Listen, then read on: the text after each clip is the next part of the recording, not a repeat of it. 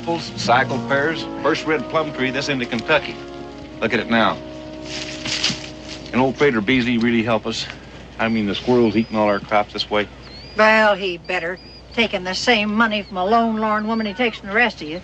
But if he succeeds, Mrs. Charles. Well, it's been my experience that he usually does. Most times by some outrageous means. Well, what in the blue blazes is that caterwaul? Well, that's a Papagano spirit song.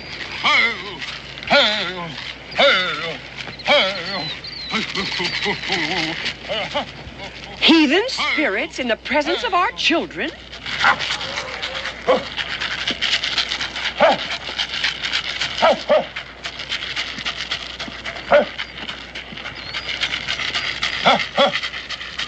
You know what must be done. We visit every house. Take positions and I will start the sacred hymn. Brother Bingham says he wishes him with that imaginary bear here. Bingham, Mr. Dobb is that bear that got wrote up in the good book for eating the boys that bothered the prophet Elisha. Mr. Dobb doesn't take too kindly to being referred to as an imaginary bear. I think we do better in the eyes of the Lord to suffer in humility than to accept the aid of a heathen. And you would if you could see my sorghum patch. Well, it do seem that when the Almighty sends a plague, he ought to rain somehow to get us shut of it. You Hines boys ain't got a piece of property worth the almighty to plague. Well, no, ma'am, but you never know where lightning will strike. Hey!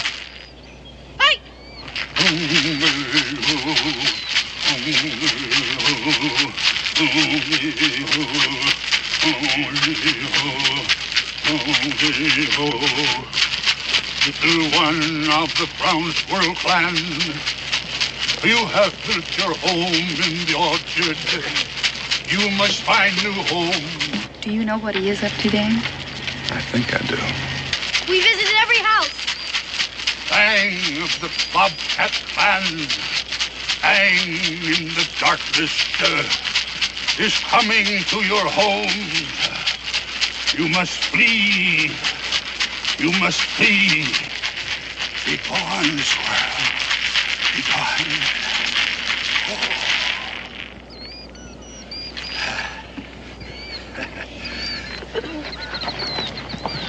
Listen, you old fraud, if you think I'm going to pay out good money for a show like that, you... Sir, by tomorrow morning, there won't be a squirrel left in the whole neighborhood, I promise.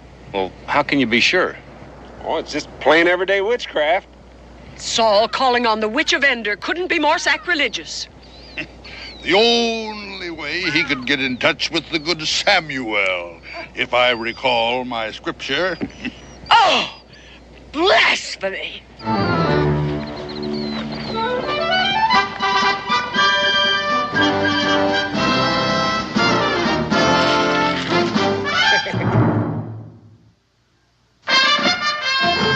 Daniel Boone was a man, yes, a big man, with an eye like an eagle and as tall as a mountain was he. Daniel Boone was a man, yes, a big man. He was brave, he was fearless, and as tough as a mighty oak tree. From the coonskin cap on the top of old Dan to the heel of his rawhide shoe, the rippinest, roaringest, fightingest man the frontier ever knew. Daniel Boone was a man, yes, a big man, and he fought for America to make all Americans free. What a Boone was to do and what a dream come true was he.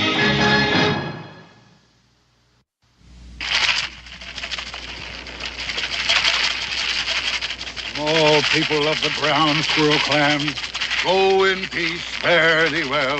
Go in peace,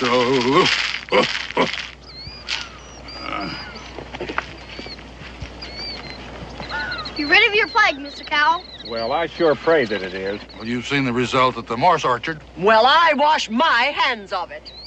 I'll be right with you, love. Here you are. What's that, Mr. Dobb? Yeah, my sentiments exactly. What's Mr. Dobbs' opinion? Well, Mr. Dobbs says that if the Lord made us all in his own image, that some of us has slipped a little bit. We're going to your house now.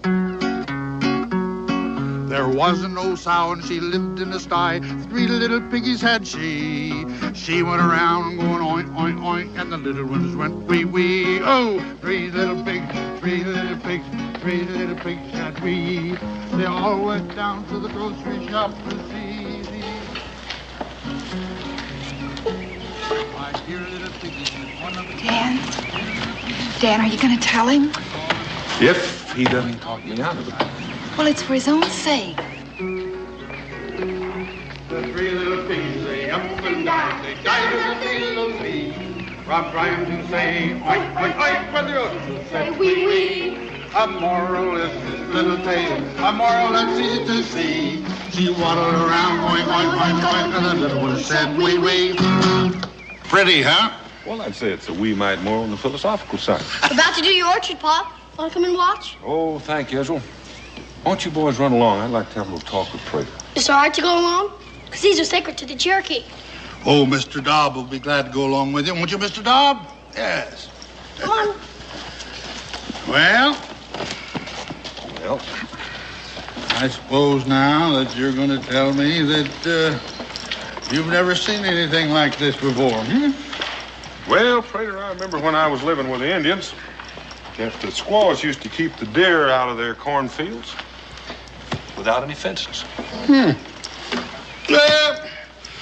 One of nature's lovely mysteries. Conversation smelled instead of heard. Nobody's found out quite how it works yet, but every living creature, they've got the hang of it. Animals and birds and fish. Us too would be my guess, except when we took up words, I think that we messed ourselves up there. But wild things, they make welcome to their friends and they warn away their enemies. Bobcat must to scare away ground squirrels. Them little varmints gets one whiff of it, and they say to themselves, if that devil is a scratching at our nest, we better set sail for New America. Well, I just hope they don't push you on board their boat. By Mrs. Grace? Well, Mrs. Grace is not the only one you've offended with your falderall. If you just do away with the pretty part and mark the burrows with a pair of overalls, I can unoffend them like scat. Civilization comes creeping in and tolerance just doesn't keep a pace with it. Daniel, you know what just come across my mind? Committee of Correspondence days. And you fomenting revolution up and down the land, the king's men hallooing after you, and you enjoying yourself. Now, who would ever thought that you'd turn out to be the cautious one? At the same time, I hold your opinion high, and there's just one thing I'd like to have you straighten out for me. Them Indian women keeping their corn free of the deer. Now, just how'd they go about that? Well, Prater Breezy, you're plumb sneaky. Now, who am I to say whether it was the red paint or the dancing that did it? To say nothing of missing all the enjoyment. Not to mention the boys learn respect for other people's ways and having a little of it rub off on their elders. Mm-hmm. Now, there speaks the rumskullion that I know and take pride in.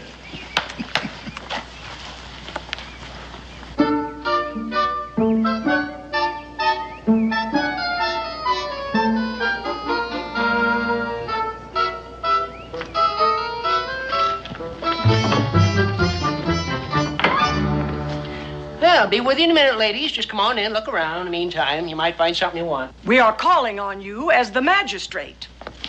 Now, say, you Hineses, step away from the judge's bench.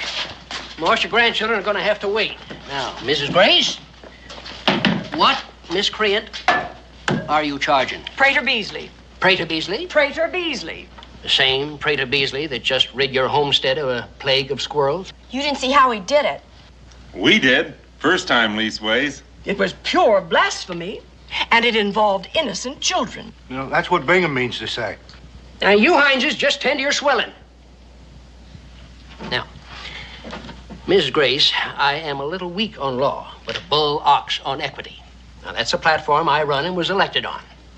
Now, When a man has done you good and you want him locked up because you don't like the duds he done it in or who he chose to help him out, I just can't go along with you women. You mean you don't want to? Want to?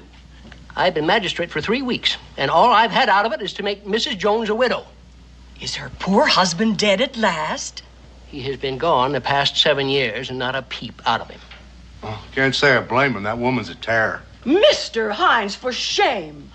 What happens to the farm? It's hers. Miss Jones? Widow Jones, poor dear. In 30 days, she puts a stone up in the churchyard, and everything he had is hers. Come on, S. I ain't finished yet. Now you are. Come on.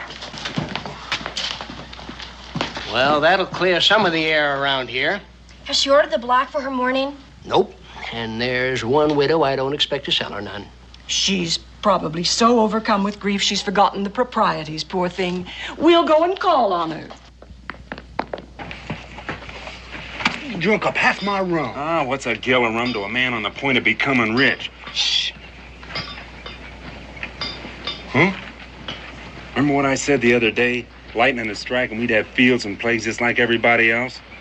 Well, it's happened. The widow Jones is a rich widow. She's gonna need a man to protect her. You gonna marry her? Yes, when the good Lord handed out the brains in our family, he sure did pass you by. Well, any fool can see you're a born husband. Yeah, you listen here. Mom always Now, said... look, I'll be right beside you to advise you and help you, and we'll share just like we always have, huh? Now, come on. We got the inside track. We don't want anyone squeezing in ahead of us. Well, come on!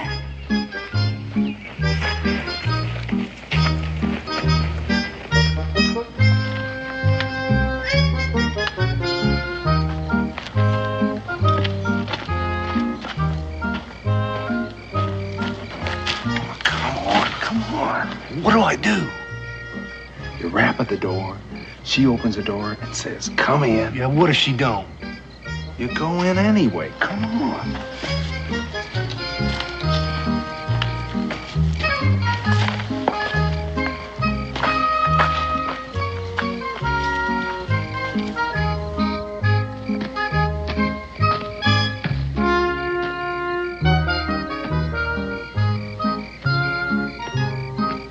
Here, give her these. Women like them when they're getting courted. Look, as soon as you're inside, you shut the door. Then you put your arms around her like this and tell her that you've come to woo. My Sunday coat's kind of tight. That's the way it's supposed to be when you're dressed up. Now go on.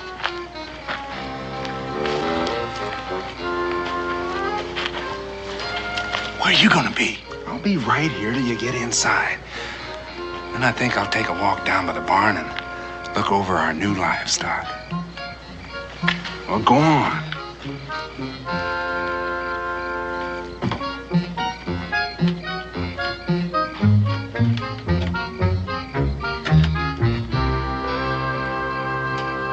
Megan, I'm right here. Don't be scared. Come on.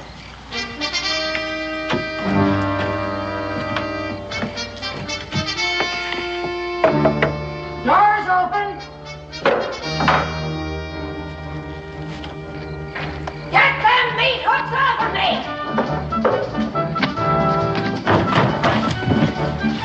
And stay out!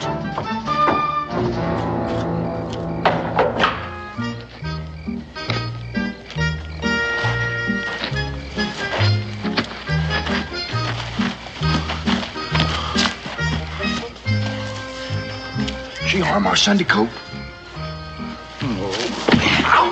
You didn't do what I told you. I did too, to a T. She just don't cotton to being rude, not by me. Now what are we gonna do? You don't remember anything, do you, Ass? Well, some things I do, Bacon. Remember Prater Beasley witching them ground squirrels?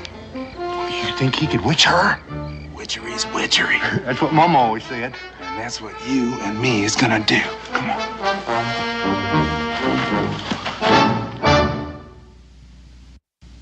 L'autre plomb, plomb, plomb, plomb, plomb, plomb. Well,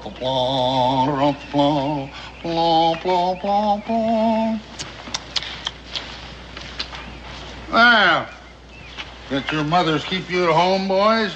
I guess not. Be careful there. Don't step on Mr. Dobb. Where is he? You're on the whiskey still. That's what keeps it so shiny. Mr. Dobb, why don't you just come along up here. That's right. Come up here and get next to the fire and get warm. Well, welcome, boys. Nice to have you in my abode. What are you cooking? Have a taste. That's Rochefort, according to the recipe of Briand Savary, in case you know who he is. I don't. The Shakespeare of the cooking pot, they call him, and they call him right. I made his acquaintance when he came here all the way from France to taste American wild turkey. You know everybody, don't you? Well, between Mr. Dobb and me, yes, more or less. George Washington, just a nod and ask his health. But Patrick Henry, what? They're the best of acquaintance. Second best, maybe third. Hey, what's that? It's an Indian nose flute. Would you like to play it? Wow. Be careful. Don't step on Mr. Dobb. Try it. No, that's not the way.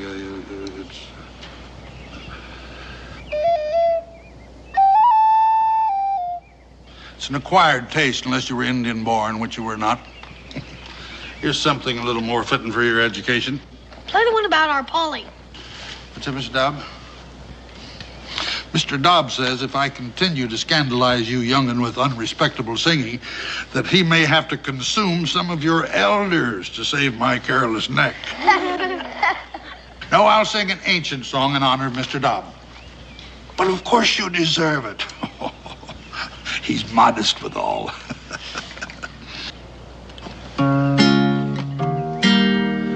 I was born about 10,000 years ago, and there's nothing in this world I do not know.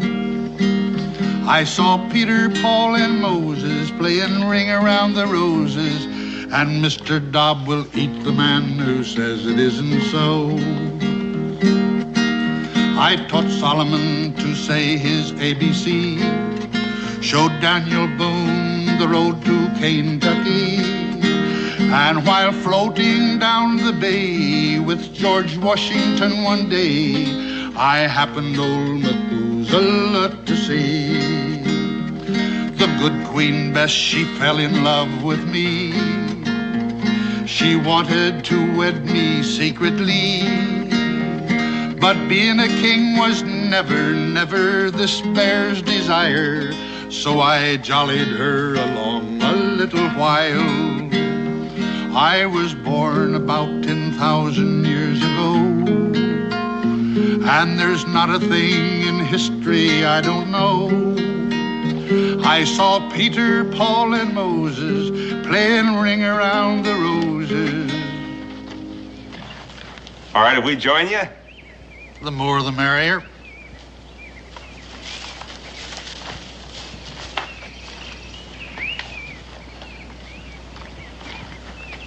All this stuff magic? Well, there's a lot of magic in everything, even being alive. What'd I tell you? Something I can do for you? Well, now, maybe you can and maybe you can't. It's private. We're Predator Beasley's helper-outers. Well, the fact is, Brother S is getting himself married. To the widow Jones. No, she's not officially a widow yet, is she? Close enough for getting wooed. Well, if she says so, I guess it's all right. Well, there, see now. There you put your finger on the rub. Oh, you mean she says no? Well, she don't quite know our intentions yet in full. She throwed me out when I smooched her. There ain't nothing funny in that. She played hob with our Sunday coat. That's why we need the hex. What? To win her farm and affections. Oh, you mean a love filter? Yeah, that's it, a potion. I'm afraid that's a little out of my line. With all this stuff and the way you magic them ground squirrels? Now listen here, Prater Beasley. I've heard you say with these two ears how Patrick Henry come to you when he was courting his Sarah.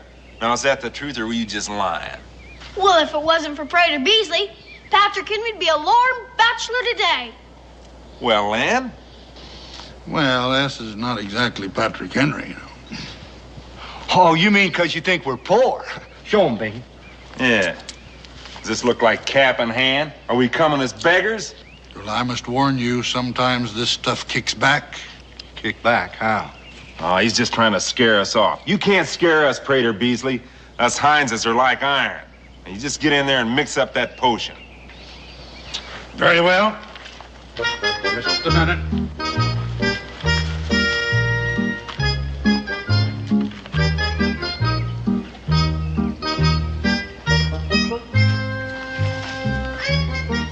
Look at all that stuff.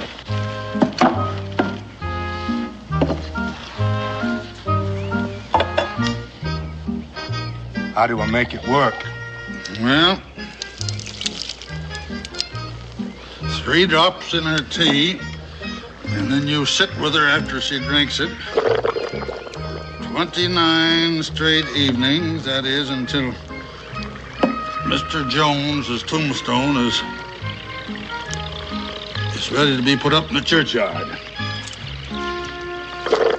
What if she don't let me? She'll have drunk the potion, wouldn't she? She can't help herself. Is that gonna be like Patrick Henry's? Ah, you're a different man. But you guarantee it'll work, huh? Well, that's up to you. Slip up one evening and you'd have better never started it. Now, we'll do our part, all right. You just take care of her and we'll have no troubles.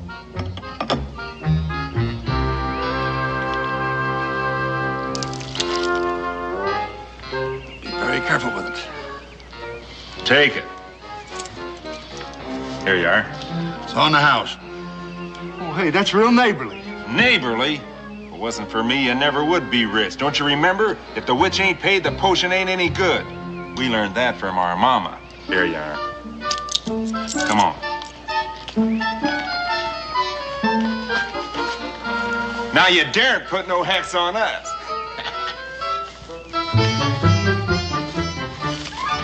Do you think that'll really work? Well, I'll tell you, Israel.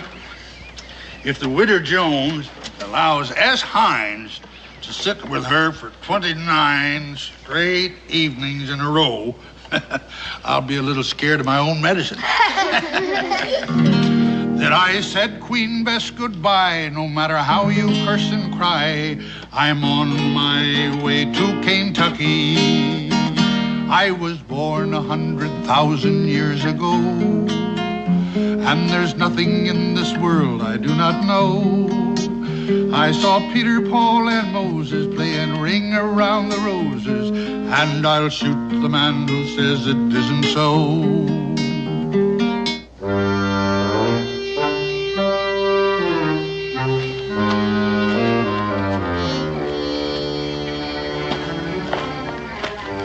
Put that in your pocket. You want her to see it? How do I get it into her teapot? When she ain't looking. What do I say to her this time? We'll spy out her temper.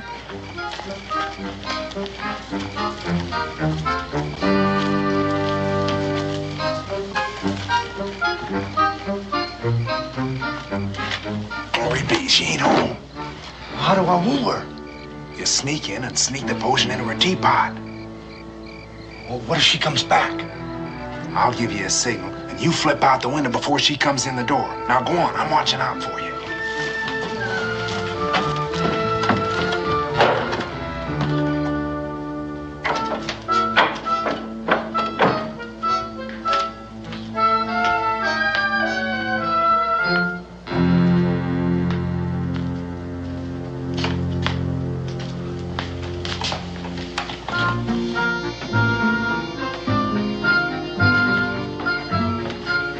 Fetch off my boots, woman.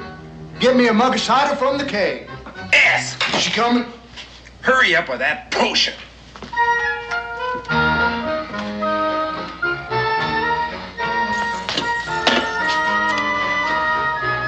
One, two, oh my good Lord.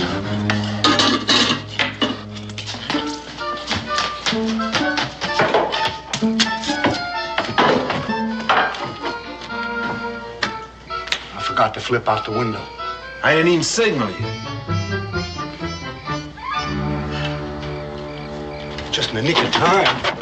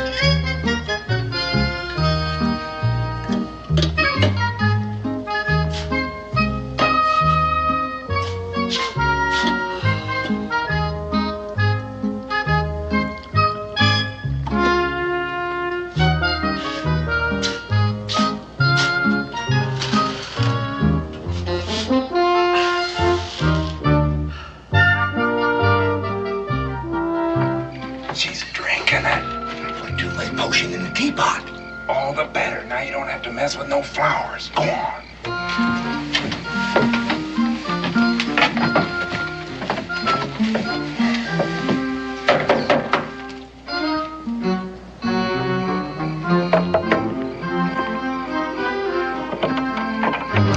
You! No. Come on in.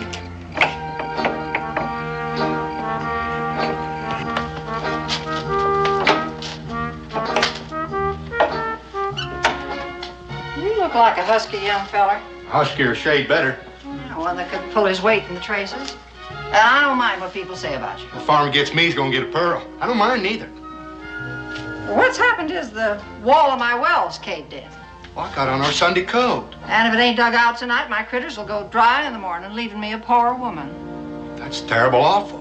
The tools are leaning right outside. You can leave your Sunday coat in here till you're done. No, I'll have to come back for it. Wait a minute. How much do you think you're going to get out of me? That is for a sorrowful, near-bereaved woman. Oh, it ain't money I want out of it. And what in blazes do you want? Well, I want to sit here and drink tea with you for the next 29 straight nights.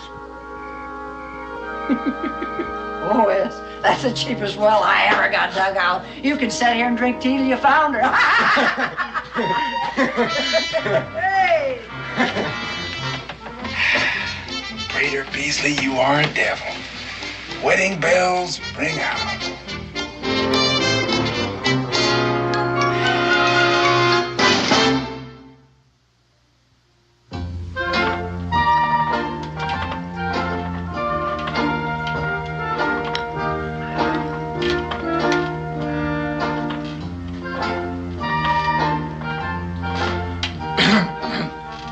What was that? I just said. I'm dogged if I can figure you out. You want another splash? Well, I guess. Thanks. I intend to talk to Cincinnati. What's Cincinnati's got to do with it? Selling tea like this, it tastes like it never seen China. Mine tastes like it's seen China. We're drinking out of the same pot. It's worse than I thought. No, I was just deep in thought, and a tea run down my Sunday throat. You was deep in what? A thought, ma'am. As sure as I sitting there, I thought the wood pile is running awful low, and you getting ready to cook a big meal with no more wood and a jackrabbit.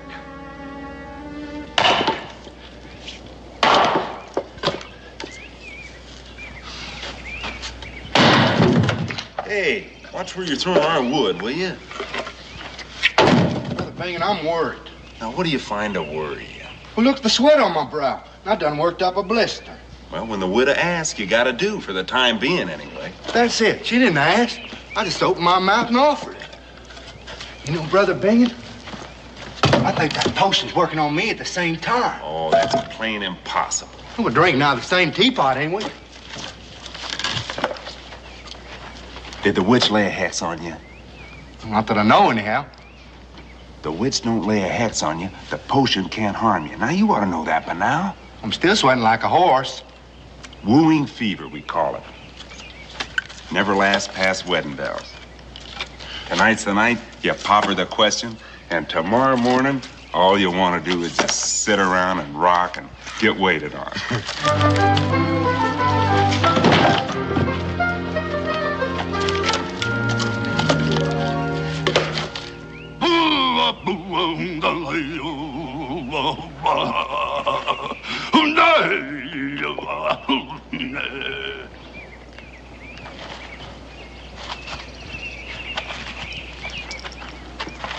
Flower of the dogwood, sing to my nostrils.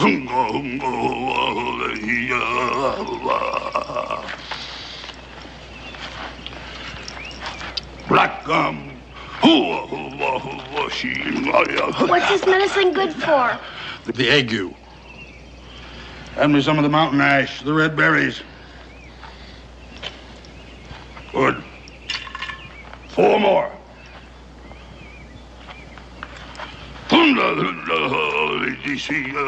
Red like the fire.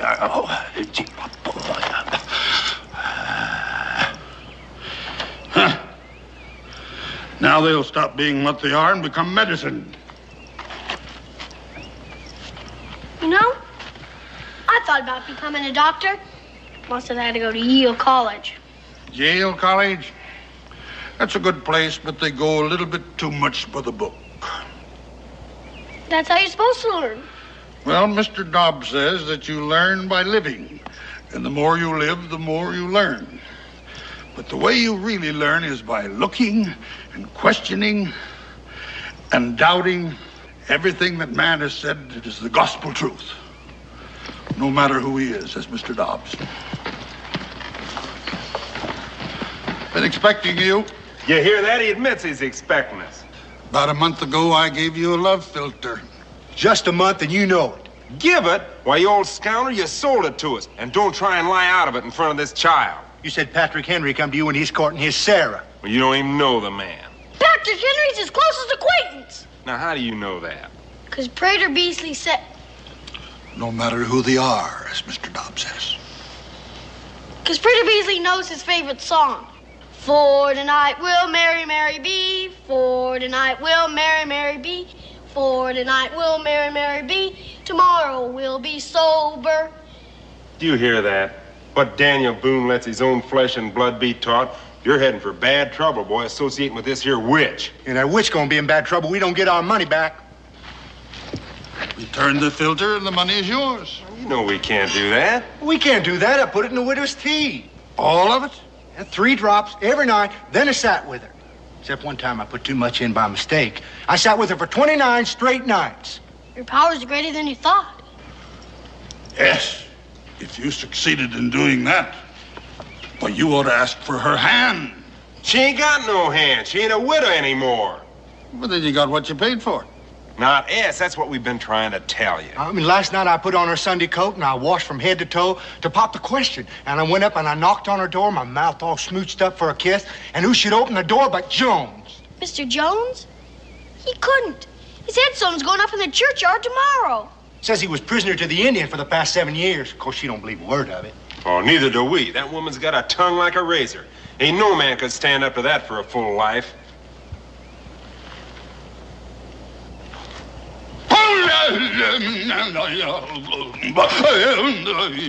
There's nae luck about the house, says Sister Jones awa. There's nae luck about the house with Mr. Jones awa. No luck when he's gone. What do you mean by that? That, as Israel puts it, my powers are greater than I thought. I compounded a filter that brought a man from the grave back to life. What's that, Mr. Dobb? Oh, Mr. Dobb. He likens me to the prophet Elijah, restoring the widow's son to life. Jones wasn't dead. Well, even if he was, it was our money. Well, why don't you collect from him? What, from Jones? Yeah, you said he reaped the benefits. Well, yeah, come to think of it, he went... Ow! Ain't it enough he hexed us? Don't let him twist your mind as well. Now, look here. I was a share in that fortune, and I'm holding you responsible. And Boonesboro's got a magistrate these days. Now, what good's that gonna do us? Old Cincinnatus wouldn't even hail him up for Mrs. Grace. Ending a plague of ground squirrels is not against the law. Yeah, but cheating is. Against the law and equity as well. Hey, you hear that? He admits it. We got him. Yeah, what made him agree with us? He's got some cadoodle up his sleeve. No, he ain't. He hexed us after we paid him. Now, that's against the witch's book. That puts him in our power. We're gonna hail you into court. Yeah, you rue the day you frauded the Himeses.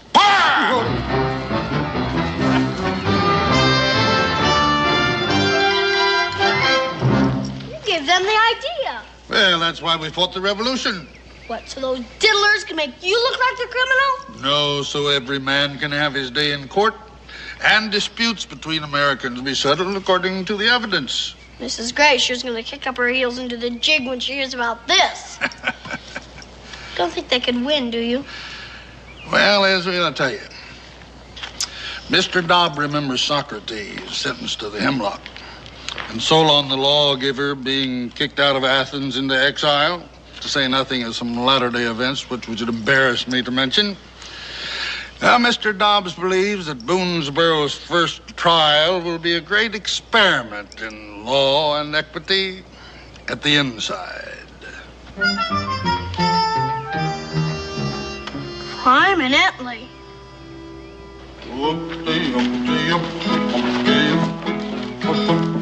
There was an old sow, she lived in the sky, and 3 little piggies had she. She waddled around going oink, oink, oink. And Profane music at a time like this. Don't bite him, Mr. Dobbs, not on the first day of court. Don't worry, Mr. Hines. Justice will triumph. I wish I could be sure of that, Mrs. Grace. He'll get his comeuppance. Come on, Dad! Al?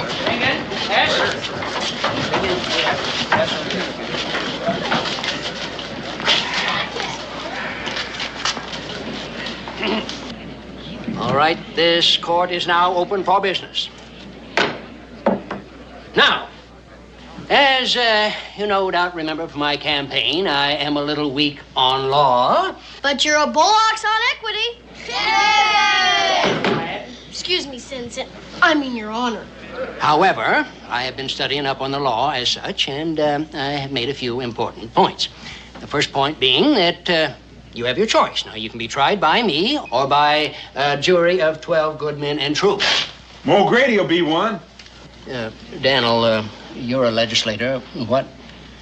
The defense has a right to choose. Yes. The defense has a right to choose, and that's as it ought to be. Your Honor, I trust your equity and your fairness, so I'll be tried by you. Thank you, and I will do my level best to be fair for all concerned. Now, point number 2, you all have the right to be spoke for by real lawyers, even though there ain't a real lawyer this side of Lexington. Well, we don't need no lawyer to tell us. Your Honor, I'll plead my own case. Well, then we can get right down to the nub. Mr. Clerk. Your Honor. Thank you. Now, this is the case of Prater Bisley. He's being sued for cheating and otherwise finagling. S. Hines must be what this means to say. That's Bingen Hines et al. Well, that's what it says here, but it don't fit the case. Well, it'll come out in the testimony. Oh, I dearly hope it's fit for ladies' ears. All right, Prater Beasley, you want to speak up for your side? I yield to my accusers, Your Honor. Ain't nothing else you can do. Down and being stomped by his familiars out of their own book. All right, speak up, S. And Bingen, I suppose. Why are you suing him? Well, he frauded us. Well, in what way? Well, you know in what way. You've heard all the talk around. I want to hear you talk. In mixed company? The law says open trial. The law says open trial. Well, I say the law ain't very delicate. Speak up, S. Well, if I got to, I guess I got to. Well, me and Bingen, we was thinking about the widow Jones. Well, she was going to be a widow anyway. We got to thinking that she needed a man to protect her. To protect me? Why, mop up the floor with men. Ask Jones. All right. Go on, S. Well, we figured since everybody else around here's already got a farm, we thought it might as well be us. The two of you? Well, that wouldn't be respectable. And then Prater, he sold us the filter. The what? Like he'd give Patrick Henry to get his Sarah to fall in love with him. Is that what he told you? Well, yes and no. Well, he didn't say it exactly. And you let him believe it? Ours was 3 drops in her tea, and then poor ass here had to set with her after she drunk it, night after night. I had my work cut out for me just getting her to let me stay, even though I did dig out her well. You was a nuisance. Well, he got the potion down you, didn't he? And then she wouldn't marry me. Jones come home. He's sitting right there alongside of her. Well, that's why we want our money back, along with what I lost by her not going through with the wedding. You lost? Well, he was to share in the fortune. Oh, he was he? I put up the witch money. All right. Let's have it quiet in here. Rita Beasley, say your say. Well, Your Honor, I think it's already been said. No argument? Well, I'd like to move for acquittal on the evidence. Well, from the point of view of evidence, I'm tempted to agree. Oh, injustice! Mrs. Grace, sit down. Now, evidence is one thing, but from the point of view of equity and justice, Rita Beasley, I am ashamed of you. You're the smartest man around here by a running mile. You read books and you think philosophy, and the young ones dote on you in spite of it. But you ain't got no more responsibility than a polecat. You playing thumble rig on the superstition of these diddlers for your private amusement. Now, just a minute about that. Judge, I take my hat off to you. I am going upstairs and wrestle with this decision till equity throws me. This court is adjourned till I get back. What's he got to wrestle on? We give him the straight facts.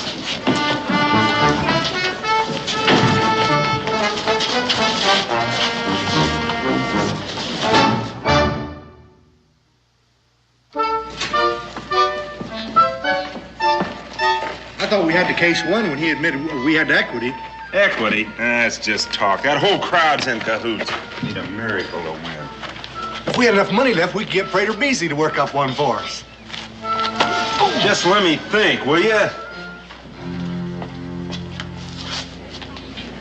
How long can it take that man to arrive at a simple fact? Well, he may not find it that simple. Mrs. Boone, you are a woman. We all should take a warning. 7 great towns in Greece, 'tis said, claimed Homer's birth when he was dead, through which alive he begged his bread.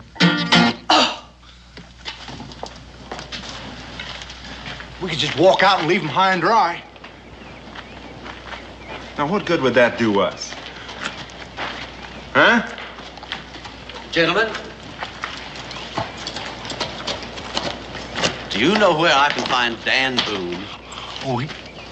Oh, he lives out there someplace. Oh, he isn't at home. I thought he might have come down to the fort. Well, I can knock on doors. Somebody may know. Here. We ain't buying nothing. Oh, they're free. I'm running for Congress. As long as they don't cost. Patrick Henry.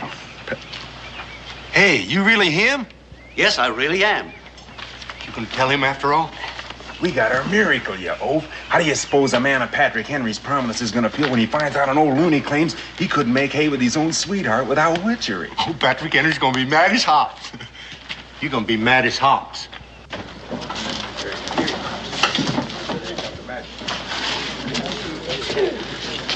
I am done wrestling with my decision, and I half wish I'd lost. Justice does triumph. Oh, thy will be done. Pop, just like Socrates, the great Athens. Well, not quite, son. Why don't you go there and sit down next to your mom? Sure. The Hineses are not yet in court, Your Honor. Thank you, Mr. Clark.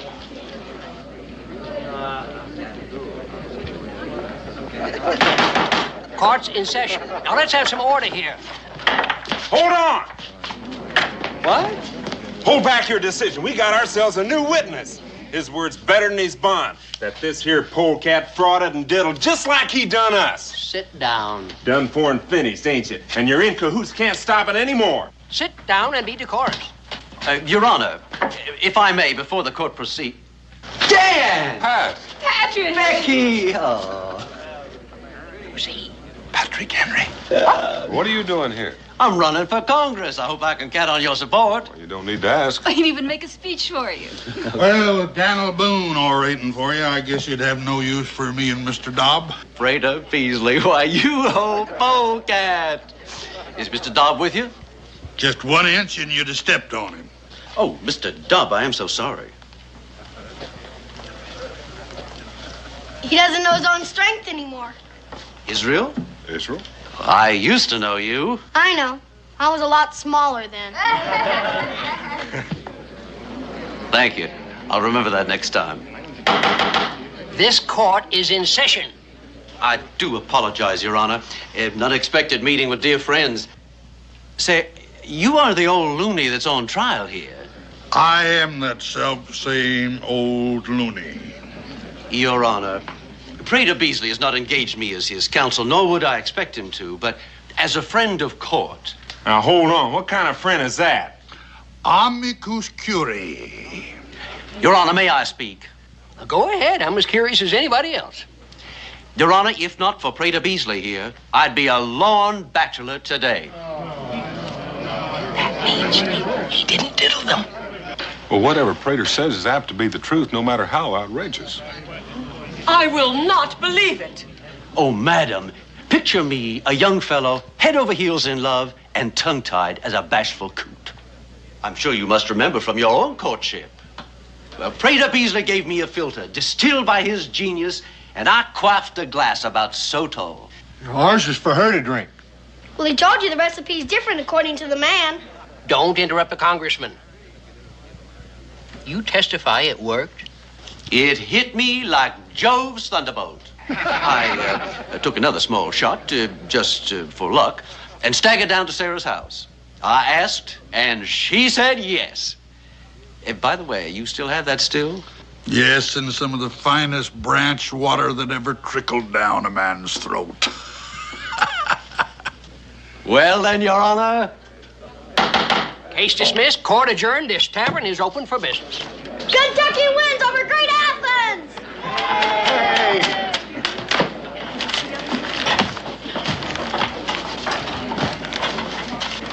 Is that Mr. Dobb?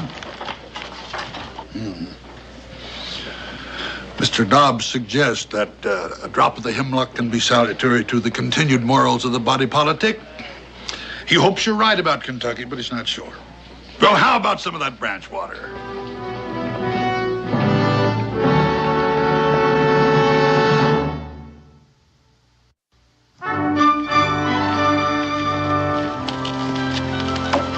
If you'd like me to draft that speech for you, Wouldn't sound like Pa. do it your own way then. Becky, my dear, as always. Oh, and the next time you come, you bring Sarah, you hear? Will you come up and visit us in Philadelphia? The capital? You can watch our nation taking form. It's beautiful to see. Well, we'll see what we can do. Well, he acts like he smelled a bear. Oh, t'other day, the Yankee folks were mad about the taxes. And so we went like Indians dressed to split the chest with axes. Sir, for snake bite and voters who need mellowing, compliments of Mr. Dobb. I thank you on both counts. And you thank Mr. Dobb for me, too. This is going to come in mighty handy on some of these cold nights when I'm out there campaigning for Congress. Well, I'd better get at that, too.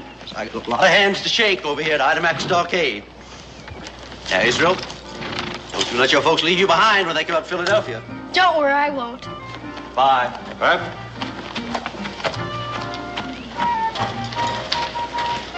You know, I'm thinking about being a congressman instead of a doctor.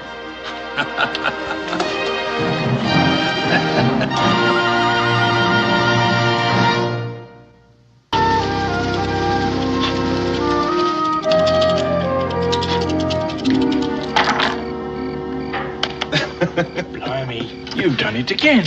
3 weeks you've been here and I've yet to win a toss. Oh, come on, pay. Why don't you go back and scout for the bloody Americans? Well, they don't pay as much as the British do for scouting. Hey, better luck next time. Cool.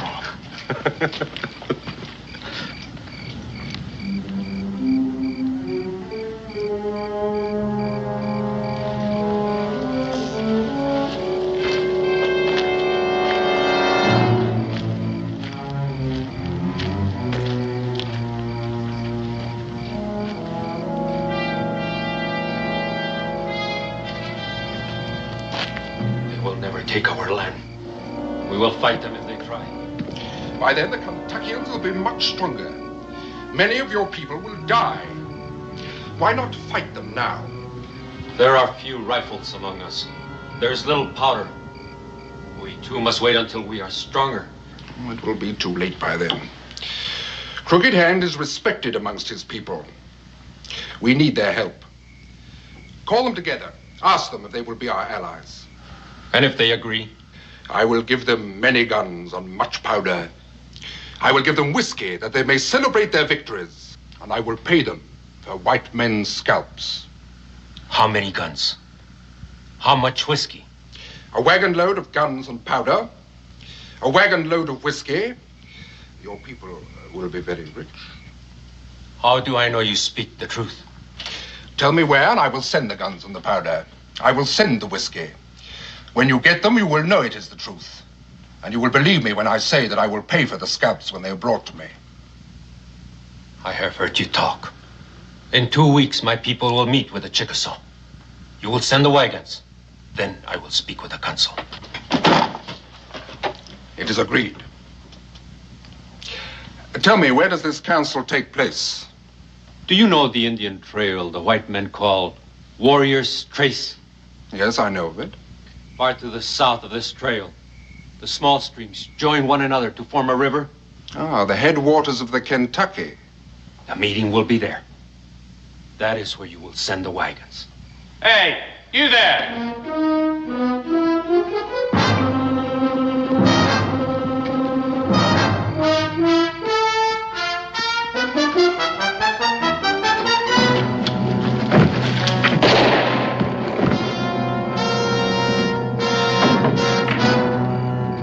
Over there, Mike.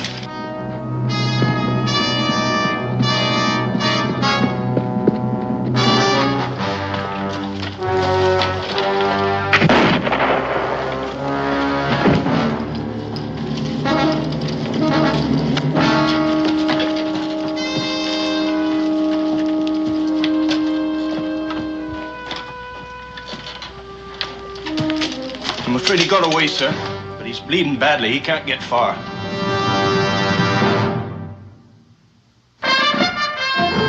Daniel Boone was a man, yes, a big man, with an eye like an eagle and as tall as a mountain was he. Daniel Boone was a man, yes, a big man. He was brave, he was fearless, and as tough as a mighty old tree. From the coonskin cap on the top of old Dan to the heel of his rawhide shoe, the rippin'est, roaring'est, fighting'est man the frontier ever knew. Daniel Boone was a man, yes, a big man, and he fought for America to make all Americans free. What a Boone wanted to do and what a dream come true was he.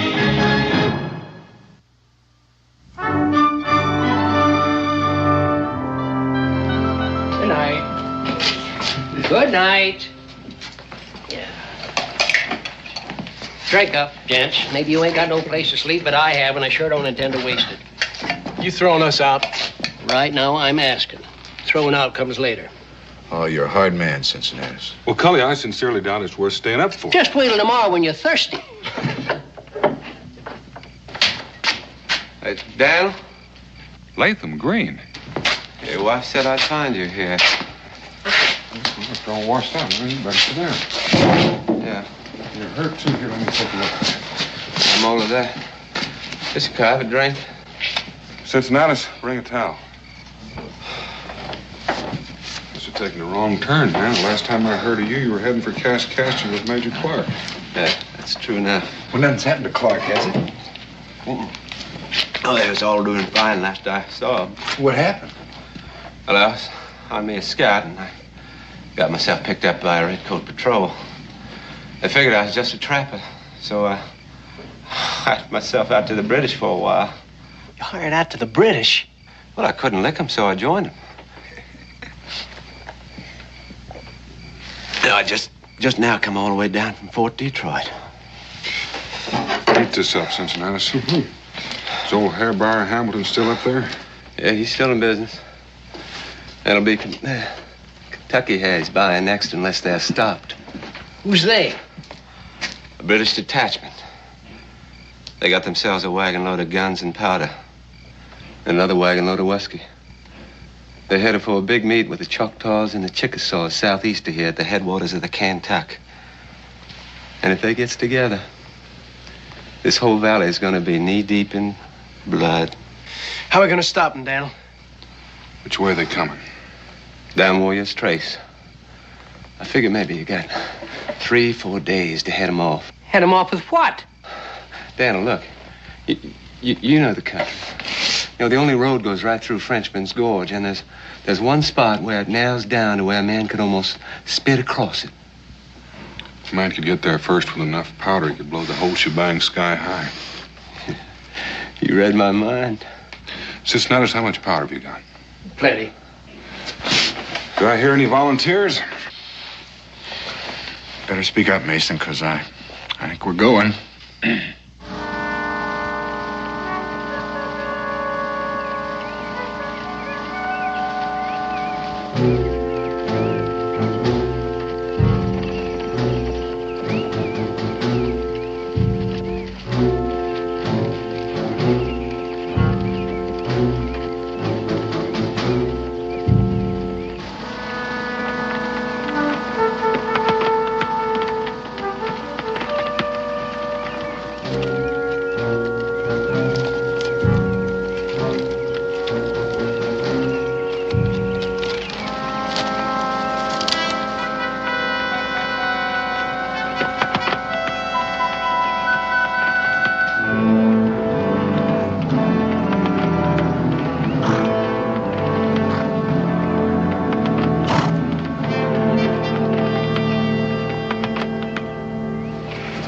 Further we gotta go.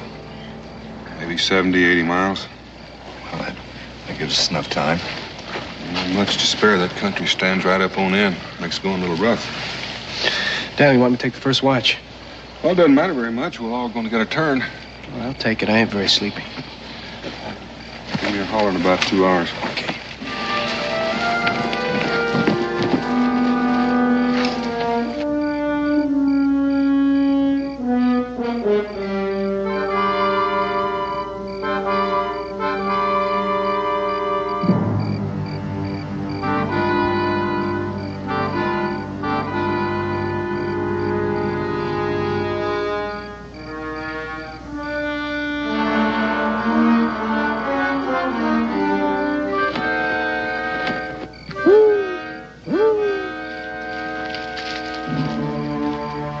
I could hear you coming for 100 yards.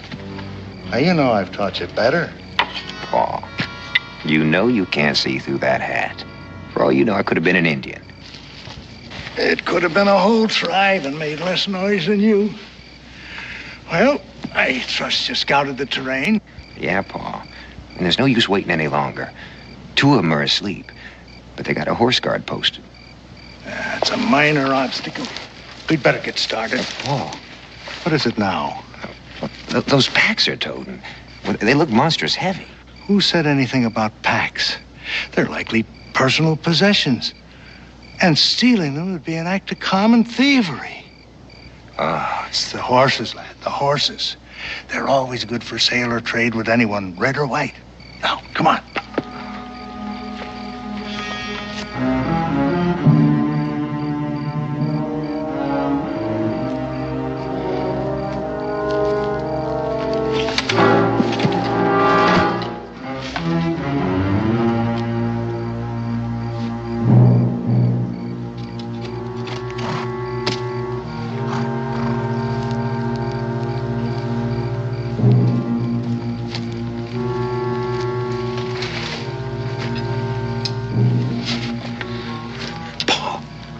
How are we going to get him out of here without waking up the camp? That timber's awful thick to travel through in the dark. You don't have to worry about noise now, boy. Go ahead, move out.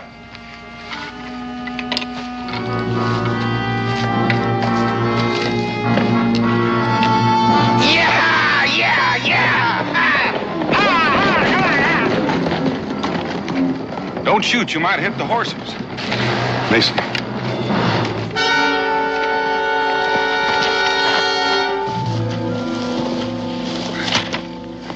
What hit me? Just about to ask you. I don't know. Somebody grabbed me from behind. And that's all I remember. Well, whoever did it wasn't ain't taking any chances on you waking up. Horses. Go on. Give me a hand. We'll get him over to the fire. Oh. Grab the harness. Is it Indians? Been Indians that have lifted your scalp. The way it feels, I'm not sure they didn't. Indians are white. It doesn't make much difference. Either way, we're set afoot. Sit down right here.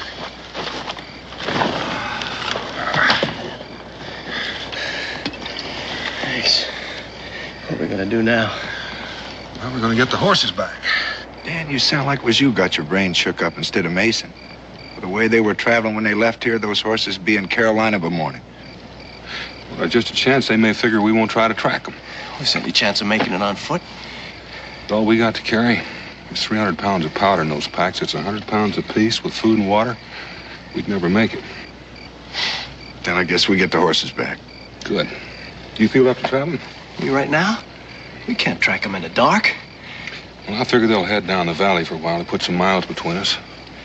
So we'll just start walking. When daylight comes, we'll start tracking them. Here, let me give you a hand. Dan, Mason's feeling kind of poorly. Maybe it'd be better if we left him in regard to powder and I'll go with you. Well, he's just going to have a headache for a couple of hours. I want you here. You don't trust me anymore? Didn't say that. That's what you're thinking, ain't it? Because I let the horses get away? You just think you let them get away. You had outside help, but I just figured you'd like to get first crack at whoever gave you that goose egg.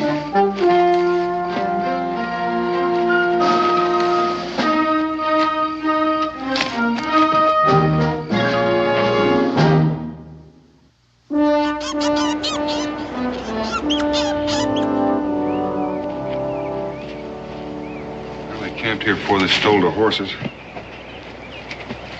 Took time to eat. The looks of the prints, it looks like they had a woman with them. Woman? Well, what's so surprising about that? I don't know. I just don't see a woman going around stealing horses, that's all. That sentiment does you proud, Mason, but that goes to show you how much you don't know about women. Ellie! Ellie, where are you, girl? I'm taking a bath. In the water? How else am I going to take a bath? Oh, it's common knowledge that taking a bath brings on sickness in the vapors. And yet you do it anyhow. I tell you, you put a burden on a man. You said yourself that cleanliness was next to godliness. Cleanliness of the soul. It's a common misinterpretation of the book. There's absolutely no excuse for daily washing. That's not what my pa said. Your father, may he rest in peace, was a misguided man. He may have been misguided, but he was no horse thief. Mind your tongue, girl. I won't mind my tongue. You and Ethan didn't have to steal those horses. It saddens me to hear you talk like that. The taking of those horses was a matter of necessity. Besides, I was only thinking of your welfare. My welfare? You make it sound like I was crippled. I don't need a stolen horse to ride. It was all part of a long-range plan. Now, the last place that we stopped, I was told that land was to be had for just the asking down in Carolina. You mean we're going to settle down someplace? Well, I was keeping it as a surprise, but since you wormed it out of me, You see, we need those horses. A man cannot till the soil without a beast to pull the plow. This gypsy life has no existence for a lady. It's to my discredit that I didn't think of it myself, but better late than never. You don't mind me saying that I still don't believe you. Well, I can't say I blame you.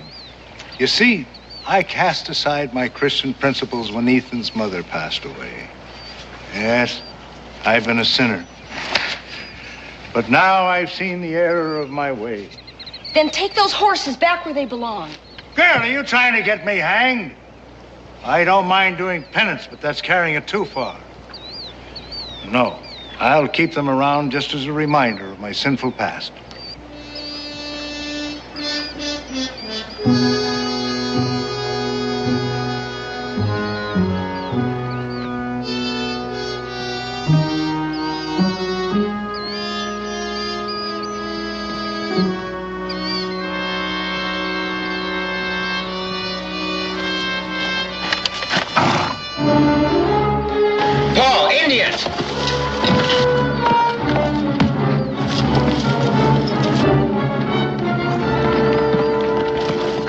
Are you all right, boy? Oh, they got the horses, Paul. I already gathered that. Come on, let's get out. I don't think that would be advisable. It's been my experience where there's 3 Indians, there's apt to be more where they came from. Take a look at that, Paul. Is it bad? Oh, no, just a scratch.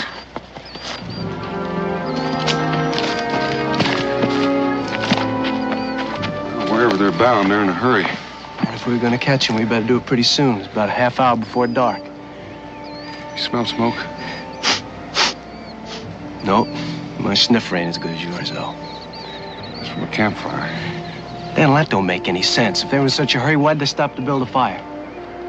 We're not gonna find out standing around. Come on. What about those 2 men that were trailing us, Paul? They'll be along. What are you going to tell them? They're apt to be put out about their horses. Well, I don't know. But I'll think of something when the time comes. You better get to thinking, Paul. The time's come. Well, this is an unexpected pleasure. May I ask what you gentlemen are doing out here in the wilderness? Right now, we're looking for horses. Oh, well, that's quite a coincidence. So am I. No later than this afternoon, a band of thieving redskins ran off all our stock. I don't see where you got any reason to complain. That's where you got them to begin with, ain't it? Sir, are you calling me a horse thief? Do you know any other name for it? Well, would you believe that we found those animals peaceably grazing alongside the trail? At the time, it seemed like an act of divine providence. Damn, there ain't no sense listening to him. He's just gonna keep right on lying. I'm gonna look around. Stay right where you are. You, sir, I'll thank you to lay aside your gun. Ethan, get the rifle. Don't touch that gun, Ethan. Do as you're told, boy. I'll give the orders here. You keep waving that pistol around, you're gonna get somebody killed. Take it away from him, Mason. Stay where you are. I mean what I say. Why don't you take it, Daniel? I'm warning you. I'm not ordinarily a violent man, but I'll shoot the first one that moves. Well, not with that gun, you won't. There's no powder in the pan. It's broken. I acquired this firearm in a game of cards. It seems that the man that I won it from was dishonest. And how was the card game? Well, that was dishonest, too. It's getting so that you can't trust anybody anymore. Here, take it. I'm going to ask you one more time. Where are those horses? Like Uncle Simon said, the Indians stole them. You keep out of this, Ellie. You get right on up there. You just keep talking, Ellie. That's all I know. Ask Ethan. There were 3 of them. Jumped me before I could stop them. Well, if they was Indians, how come they didn't lift your scalp? Huh? Well, it could have been the Cherokees. They're friendly, but they've got a weakness for horses. You go with him, Mason.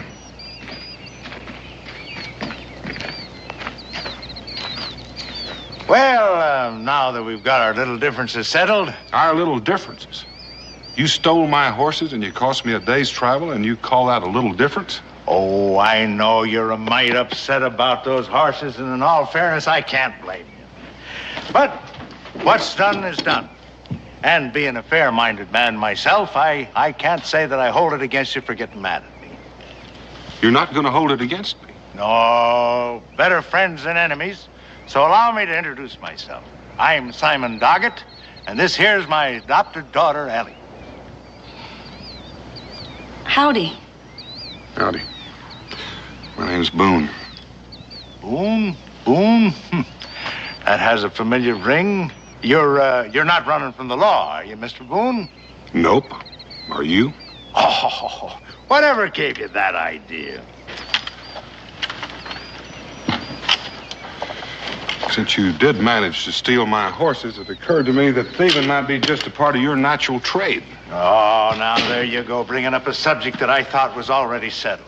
We're real sorry about the horses, Mr. Boone, but Uncle Simon needed them so we could start a farm. He's a farmer? No, not yet, but we aim to settle somewhere down in Carolina. Uncle Simon heard the land was free down there. Oh, it's free, all right, if you don't mind fighting the Indians for it. They never told me they had any trouble with the savages.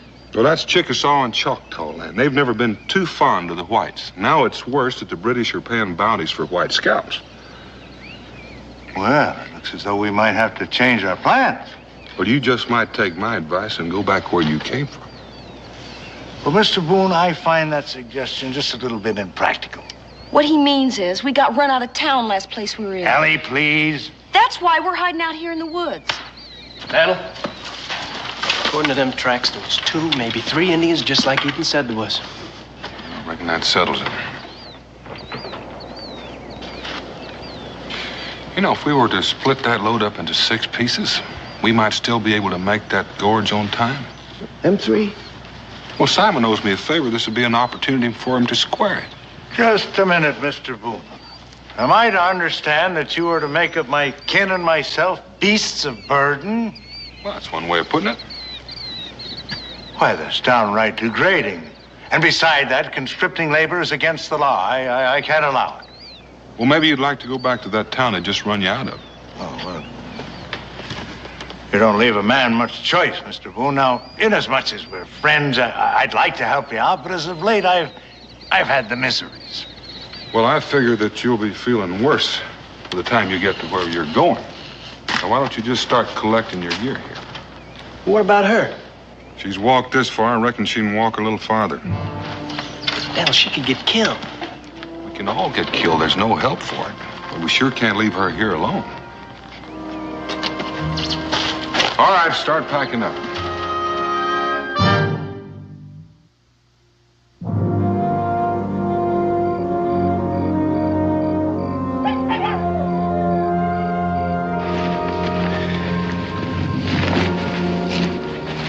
You know, Dan, without those horses, even with the 6 of us, I don't see how we're going to carry all this powder.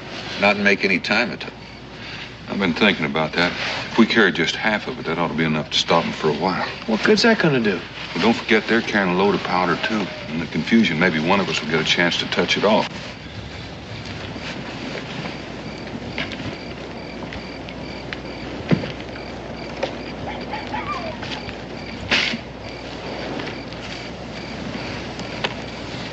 Look at your pa over there.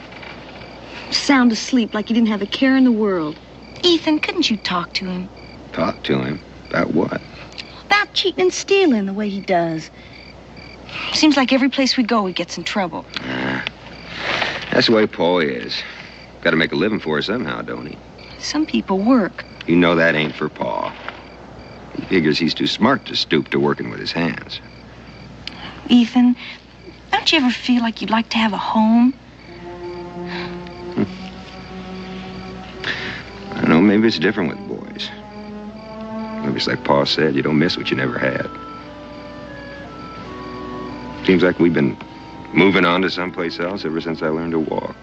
Yeah, I guess that's my trouble. Pa hadn't died. There's no use thinking about that either. Ellie. Oh, it's all right, Ethan. It's not your fault. I had no business sounding off the way I did.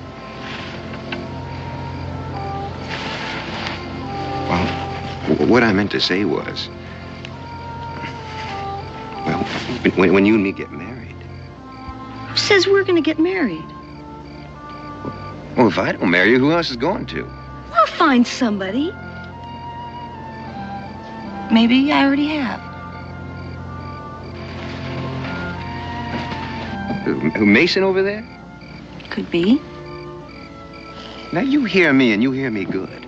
You know, I've seen him looking at you. But I didn't know you was looking back. Why shouldn't I look at him? Because you belong to me, that's why. I don't want you looking at anybody. Or anybody looking at you either. Now, you just remember that.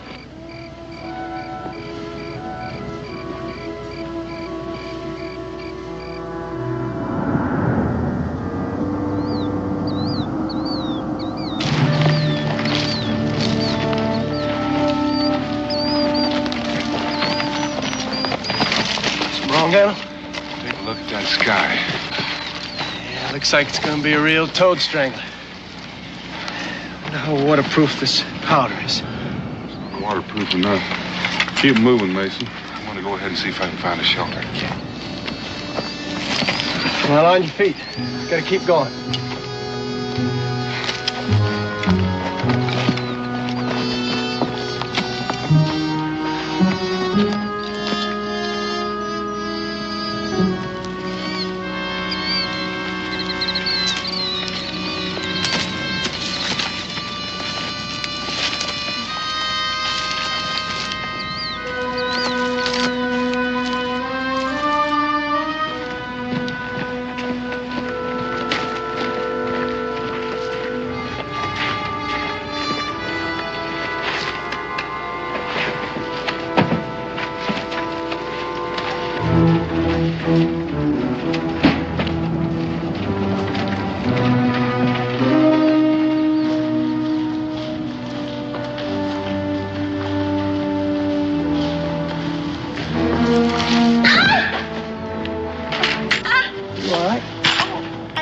burned my ankle. What's eating you? You keep your hands off of her. Ow, Ethan, behave yourself. He was only being kind to me. Yeah, well, I'll teach him to go putting his hands on you. That's the way you want it.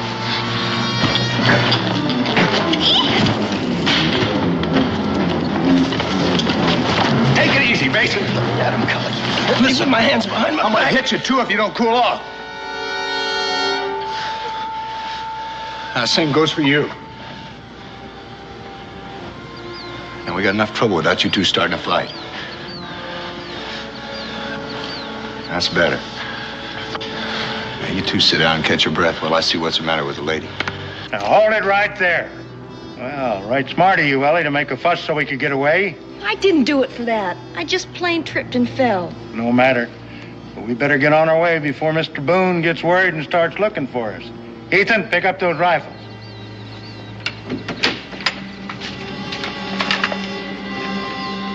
Well, I don't like to leave you out here in the woods without a gun, but I figure you'll make out all right. Simon, put that gun down and tell the boy to put his down, too. Mr. Boone, if you shoot me, you'll have one less slave to help you with your carrying. I'll have 3 less if I don't. Now, make it easy on yourself and don't take too long making up your mind. Huh.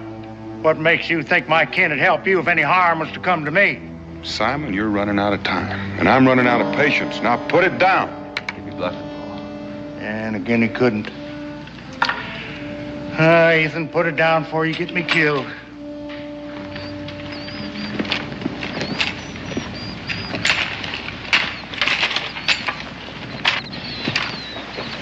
What happened? Al Mason and I just got a little careless. Found a cave about a half mile up the way for shelter. Now move out. Mr. Boone, I'd like to talk to you. Simon, you just start walking, and this time you're walking in front of me. Me break trail for you? Why, if we run into hostile Indians, a man could get killed. That he could, and just might save me the trouble. Now move out.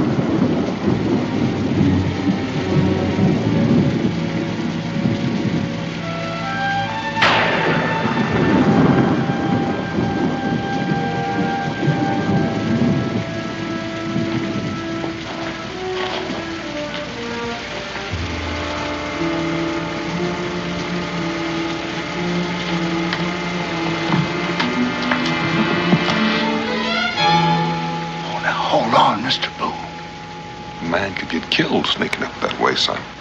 I wasn't sneaking up on you. I was just trying to keep our slumbering companions from knitting up the raveled sleeve of care. You know Shakespeare, I presume? Not very well. Ah, that's a pity. The entire quotation escapes me for the moment, but it'll come to me later. What do you want, Simon? You didn't wake me up just to quote portrait. No, I didn't, but the phrase seemed appropriate at the time. Oh, relax, Mr. Boone. I just want to talk to you.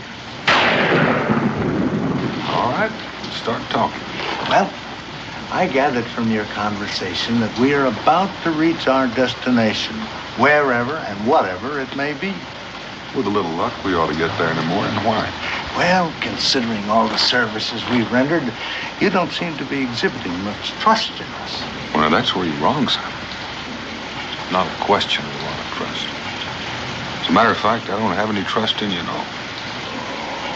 That's what hurts. And after all the help we've been to you. I'm going to ask you one more time. What is it you want? Well, I'd like the simple answer to a question that's been plaguing me.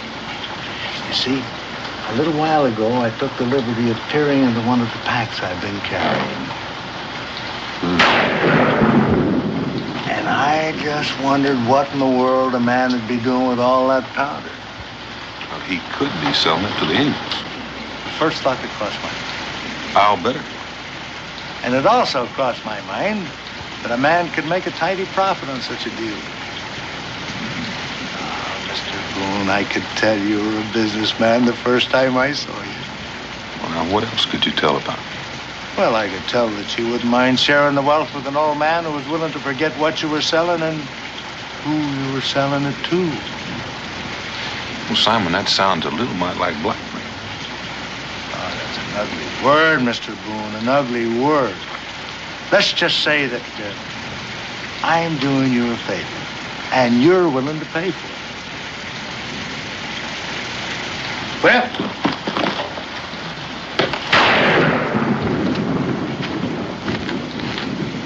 sit down.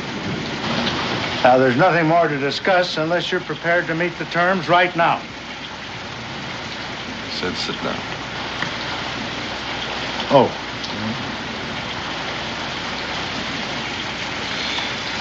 Simon, assuming that all the things you said are true, what makes you think I'd pay you off instead of killing you? Well, I've given that quite a little thought, too. And you're not the type of a man that would shoot down an unarmed man. But I am the kind of man that has no compunction whatsoever about hanging a horse thief. There you go, bringing up a subject I thought was settled. Simon, you don't deserve an answer, but we're getting fairly close to where we're going. So I'm going to give you one. We're not going to sell that powder to the Indians. What? Mr. Boone, I'm disappointed in you. But if this is so, do you mind telling me what we're doing and where we're going? Well, sometime today or sometime tomorrow, depending on when they get there, we're going to blow up a British wagon train. Don't you think that that's apt to get them a little mad at you? That's a fair assumption. And knowing this, you chose to involve me and my kin?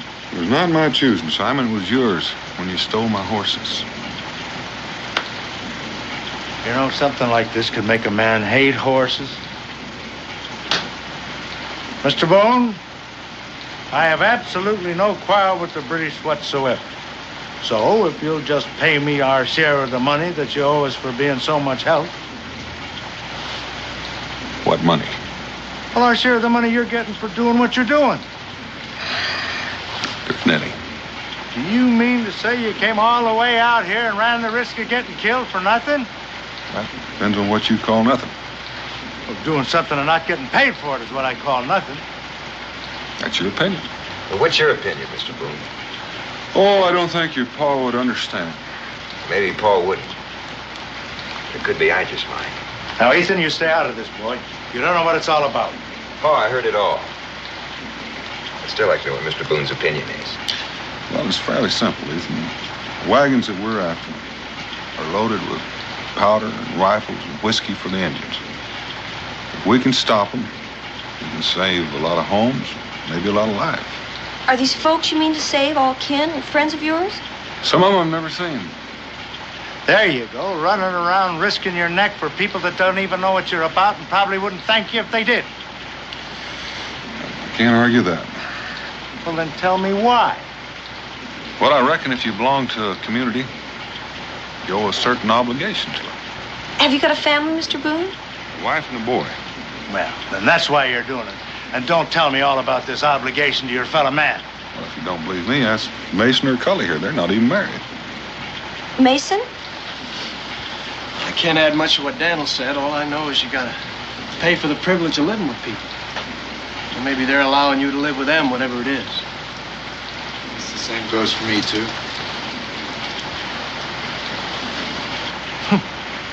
Well, nobody ever did anything for me I thought I had to pay for. From what I've seen of you, Simon, I reckon that goes both ways.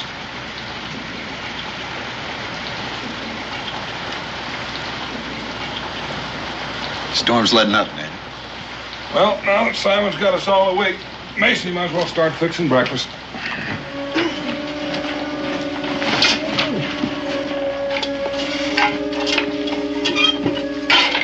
Time we eat will be light enough to travel.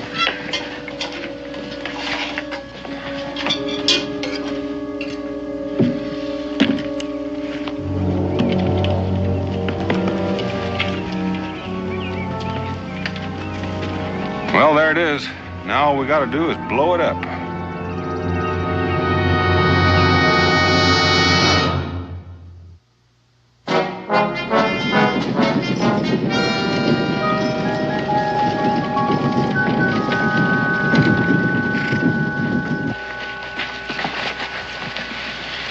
When do you think the British will come, Dan? We cut it pretty fine. They could be here almost any minute. Mason, come on. Let's get this powder down the road. Well, Mr. Boone, since we're here and since me and mine have done our duty as your beasts of burden, we'll be on our way. As soon as you give Ethan and me back our guns. Oh, help yourself. I've got a little work to do. Mr. Boone? Ellie and me, we were just wondering if there's anything we can do to help. Ethan! Well, I appreciate the offer, Ethan, but it might be a little rough on Ellie. We know, but we already talked about it. You see, Mr. Boone, we never had a chance to belong any place. Maybe never will again. So if it's like you said that, well, we got a price to pay, well, we just soon start paying right now. Ethan, have you lost your senses altogether? You can leave if you want to, Paul, but we're staying. Well, if that's the way you feel about it, we can use some help. Well, you just tell us what to do, Mr. Boone. Ethan, we've got no quarrel with the British. Paul, there's no use trying to talk me out of it. I don't like to go against you, but, well, my mind's made up. Now, you were saying, Mr. Boone? Ethan, when that gorge blows, the British are going to come boiling through, try to find out who blew it up.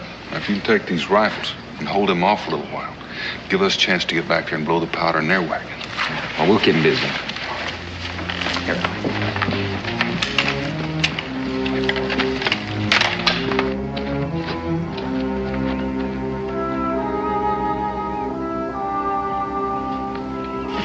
Ethan?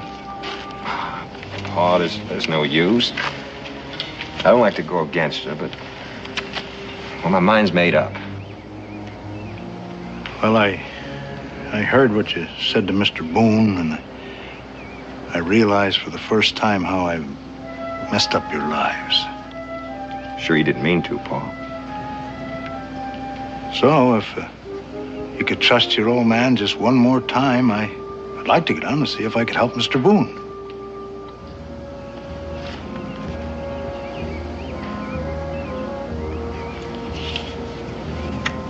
All right. Paul. Huh?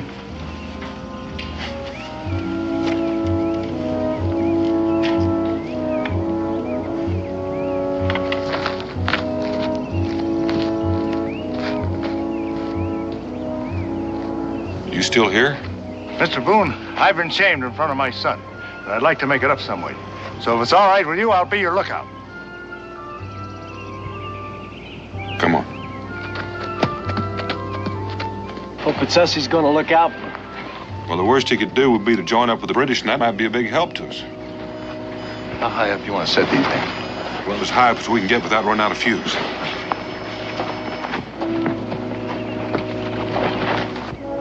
Ethan, Hmm? I'm real proud of you. Proud of me? For what? For standing up to your pa the way you did. Guess I should have done it a long time ago.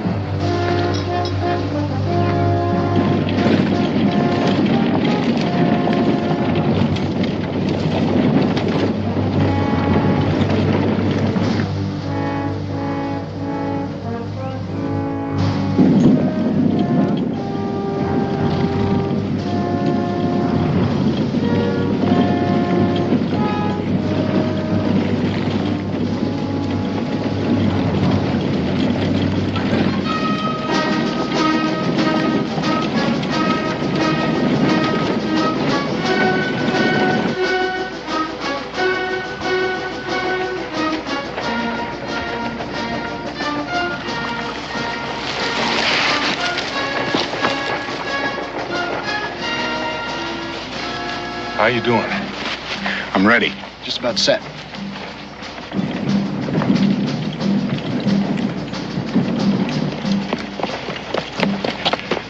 They're coming, Mr. Boone. They're coming.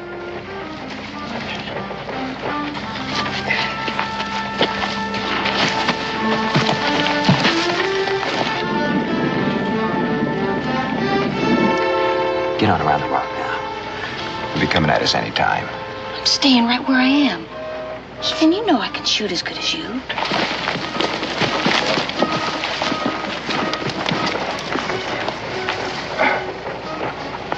You better get out of here, son. There's gonna be a whole mess of things coming down off of that hill.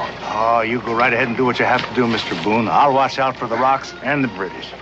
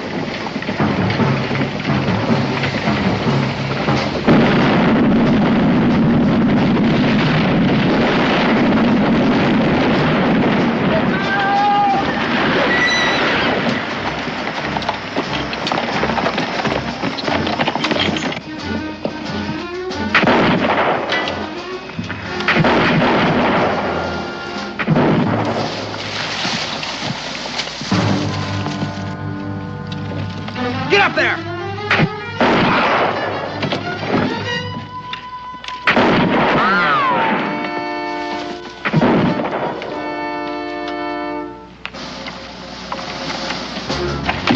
I want to stay here or go up with the wagon.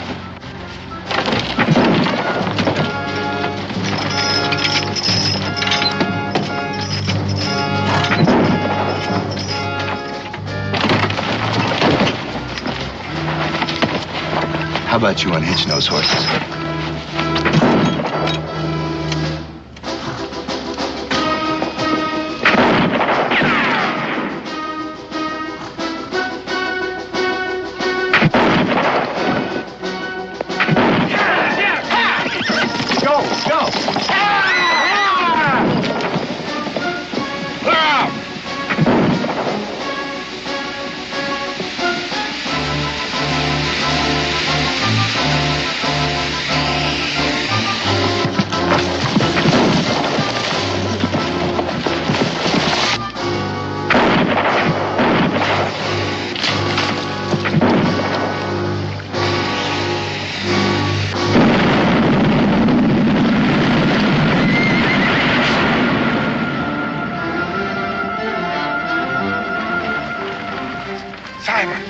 Get out of there!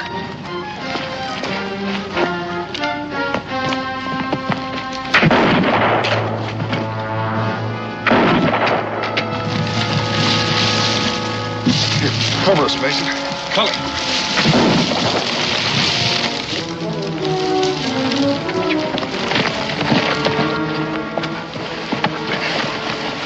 Here, take this.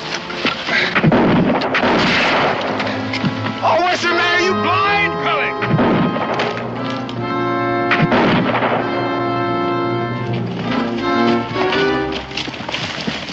Mason, why don't you go on ahead and see what the British are doing?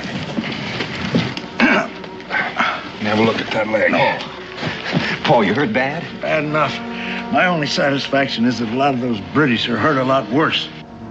That leg is broken. So I reckon I'll bed down right here. Paul, I'm not going to leave you here. Ethan, there's no other way. Dan, we can make a litter. No chance for that. Mr. Boone, I want something else from you. With me to hold you up, those red coats would catch you in a mile. You know, I had my chance and I made a hash of it. But I don't want these youngsters to follow in my tracks.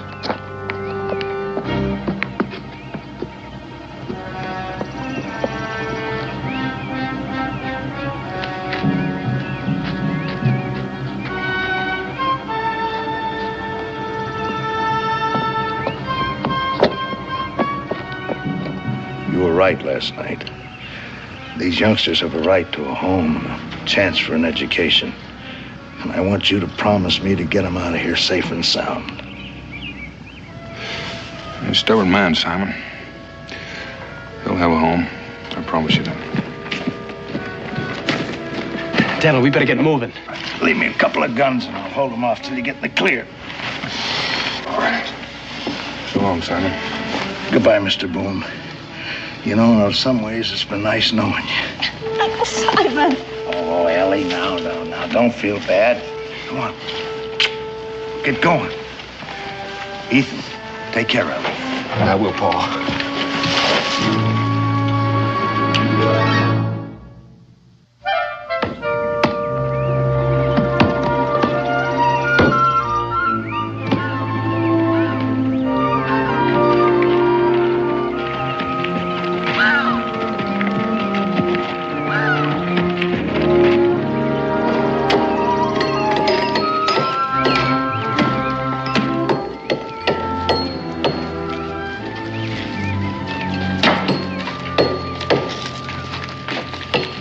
Well, what do you think of it? Well, it looks like it's going to be a real nice cabin. Well, I'm glad you like it because it's yours. Ours? Yep. Lock, stock, and barrel. Oh, but Mr. Boone, I could never make enough to pay for a house like this. Oh, there's no pay, Ethan. You know, folks around here are kind of grateful because you helped save their homes. They figure you ought to have one. Think of it as sort of a monument to Uncle Simon. Mm-hmm. And I can't think of anyone who deserves it more. Simon! Well, you two are looking mighty fit. Yes, we're going to be very happy here. Speak of the devil, I'll tell you. I wonder what happened to that broken leg. Where do you suppose he got that coat? I'd be afraid to ask. Let's see now. Huh?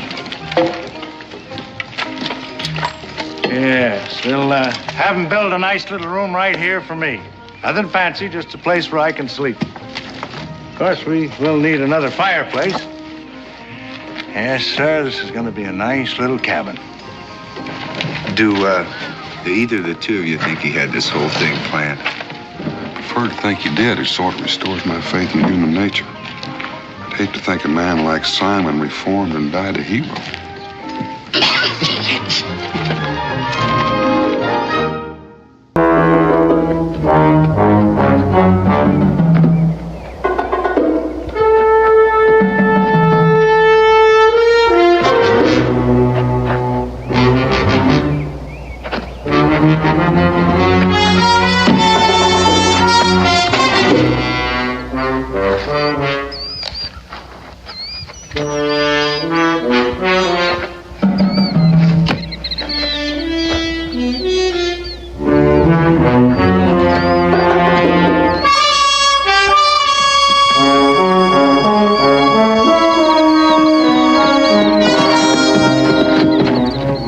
We're getting close, boys. Let's spread out. Remember, don't use your rifles unless you're forced to. They want him to stand trial.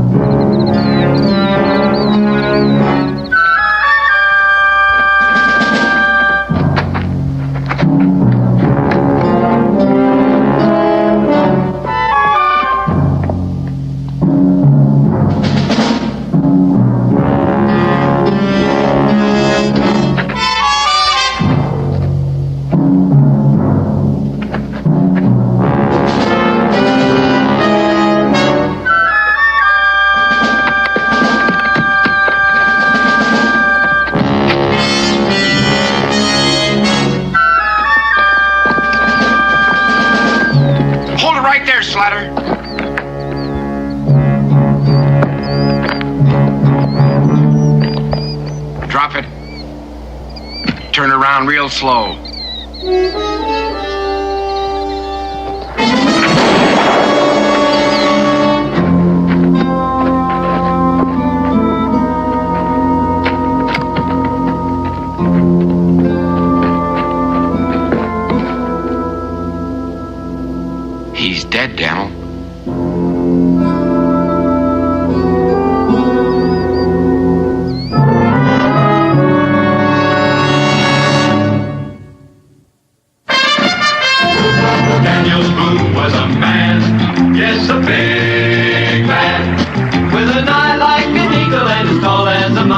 was he.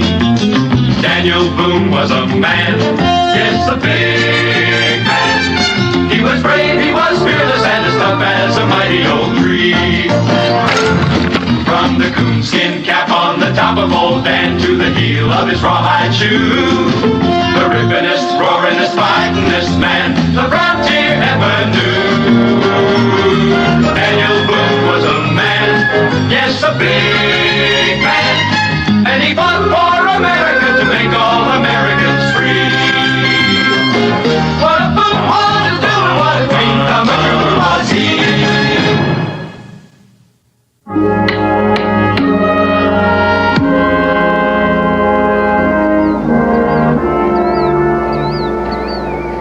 That's the best we can do for him. Yeah, I guess so. You're not blaming yourself, are you, Ben? No, I came up on him so fast. It was a fool thing to pull his pistol on me. Well, I reckon he's got a cabin or a lean-to around here someplace. We ought to try to find it and return whatever he's stolen. Hope there's not too much there. It's a long way back. Well, if it's more than the three of us can carry, we can always make another trip. Yeah.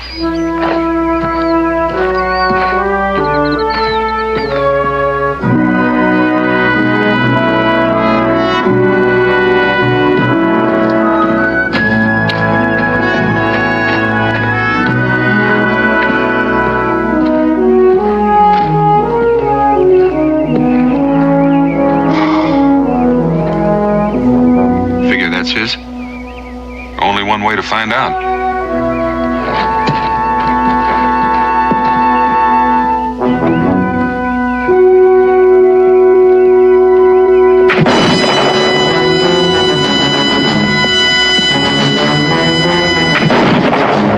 How bad is it, Cully?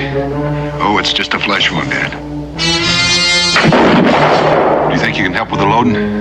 Yeah, leave it to me. I'll manage. Ben, you just keep him busy. Right.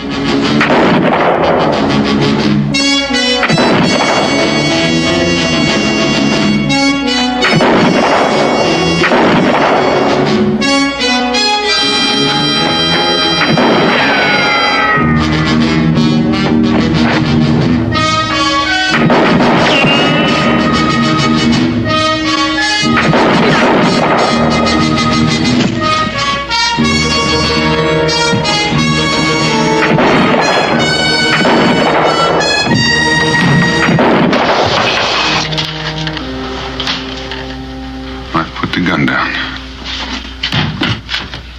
Outside.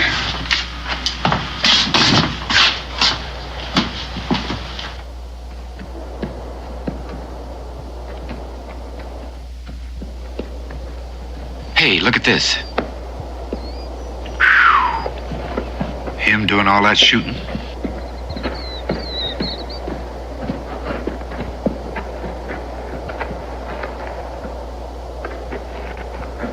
Who are you?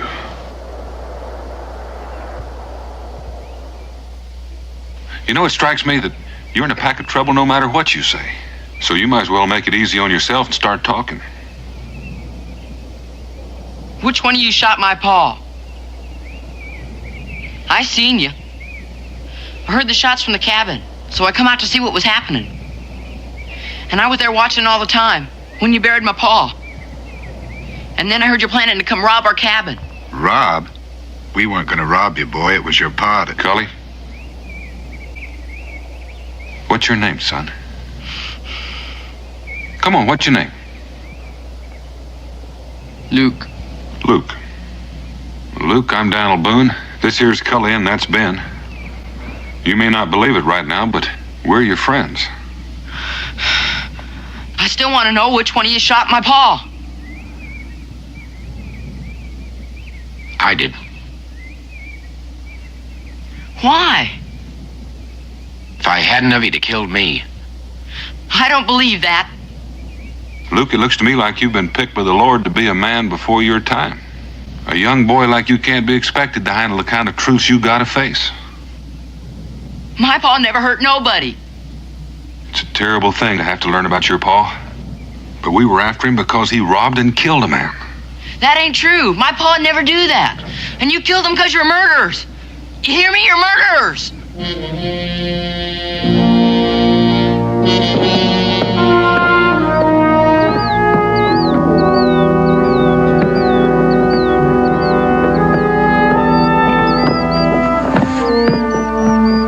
How's that arm, Cully? Oh, it's okay, Dan.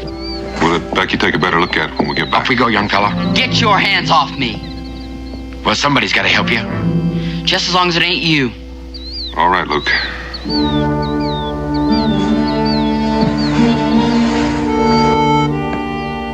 Go over here.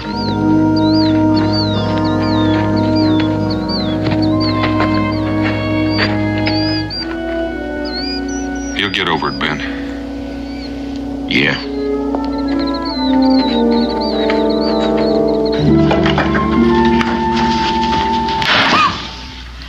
Israel, you're gonna scare me right into old age if you don't stop slamming that door every time you come in and out. I'm sorry, Mom. Well, being sorry isn't enough. Now, you're gonna have to learn to come in and out of the house without shaking the beams loose. You go in and out of that door 3 times and do it the right way. Oh, Mom! Now! Yes, ma'am.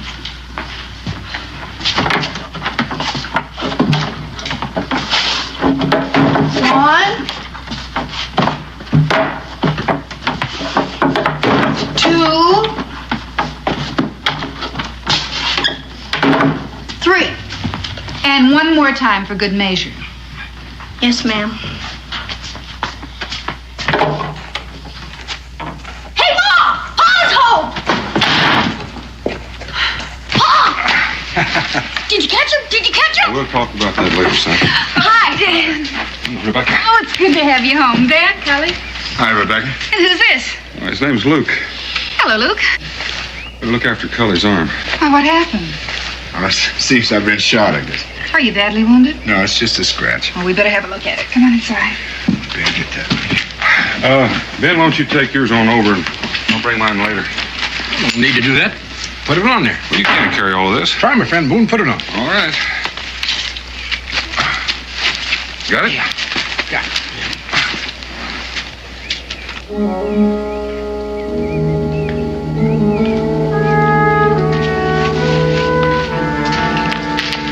Come on, boys. We better go inside.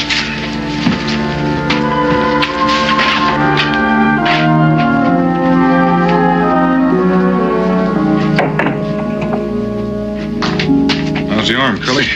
Well, it's more than a scratch, but it should heal quickly. Don't suppose it'd hurt if you stayed for supper. Oh, thanks, Dan, but I got so much work at my place. If I don't get started at it soon, it's going to be living there instead of me. Now, Cully, you'd best take care of that arm and not use it too much at first. Oh, I think it'll be all right. My name's Israel. Thanks, Rebecca. Dan, I'll see you in the morning. All right, Cully. Luke? See you. See you, Kelly. Israel, why don't you take Luke out there and show him where to wash up before it gets too dark? Sure, come on.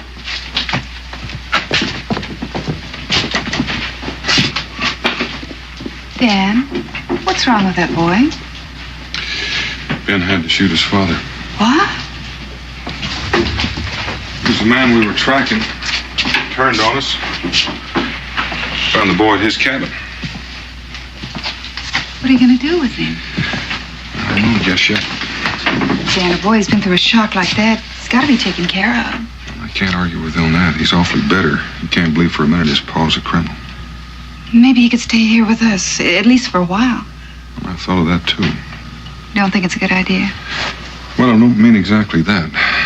But I don't think it'd work unless he was pretty sure that that's what he wants. And then there's Israel to consider. He'd have to want it, too. I think we better just go slow till we see how things work out. You know something? I think you're right.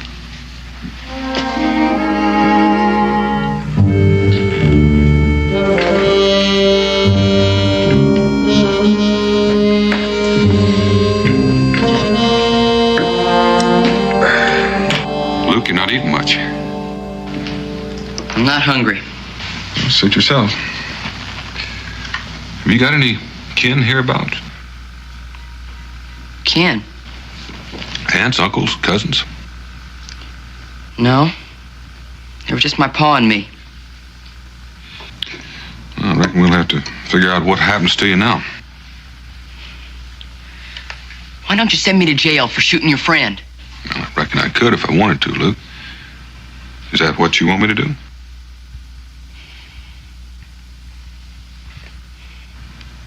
Fact is, with no one legally responsible for you, there's only one thing I can do. What's that? Turn you over to the authorities in Salem. They'll try to find a family for you to stay with, but until they do, you'll probably have to spend some time in an orphanage. No! I ain't going to no orphanage. Please, Mr. Boone, don't send me there. Well, I don't want to, Luke, but I don't know what else I can do. Well, couldn't I stay here? Here? Please, Mr. Boone, I won't be any trouble. Please. Well, I'm not going to make any promises, Luke, but I will think about it. Why don't you try to make away with some of that grub?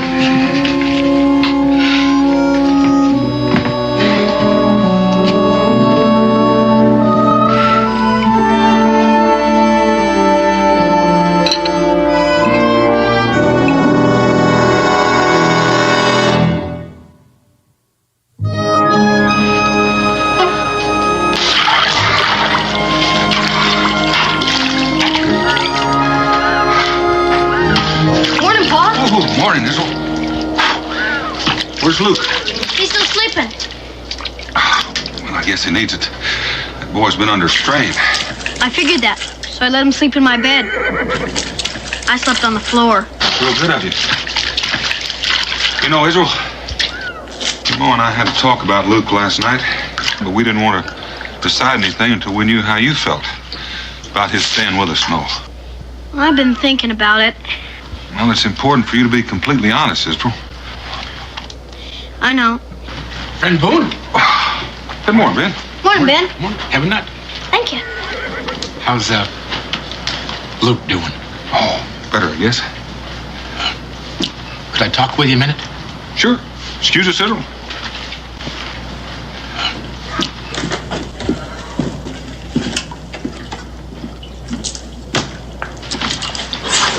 How many? Well, no telling. Could be at least a company. I was afraid they might try something like that. Well, I'll go with the fort and have a look around. Thanks, Ben. See you later. Well, young man, about finished? Pa, if you and Ma decide it's all right for Luke to stay with us, so do I. You know it means sharing your room. I know, but...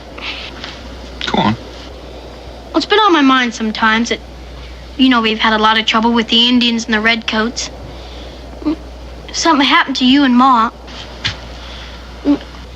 I'm trying to say is, if I was ever an orphan, I should want somebody to take care of me. Well, I'm sure glad to hear you say that, Israel. Because we're all going to have to be extra understanding. How do you mean? Well, you know, Luke loved his pa. And he wants more than anything, especially now that he's gone, to be proud of him. So much so, it's more important than the truth. But someday he's going to have to face it. And until then, we're all going to have to be extra understanding. You want to go in and tell him? Sure. You get in there. Get in there.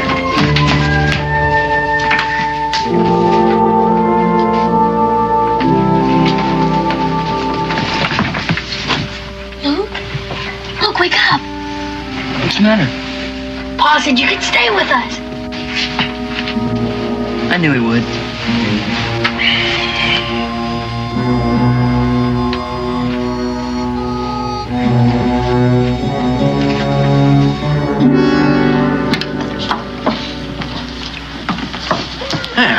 Daniel? It's not as usual. You don't mind? All right. You just go on over there and have a seat, and I'll bring it over to you. All right, gentlemen. Hey, excuse me, gentlemen.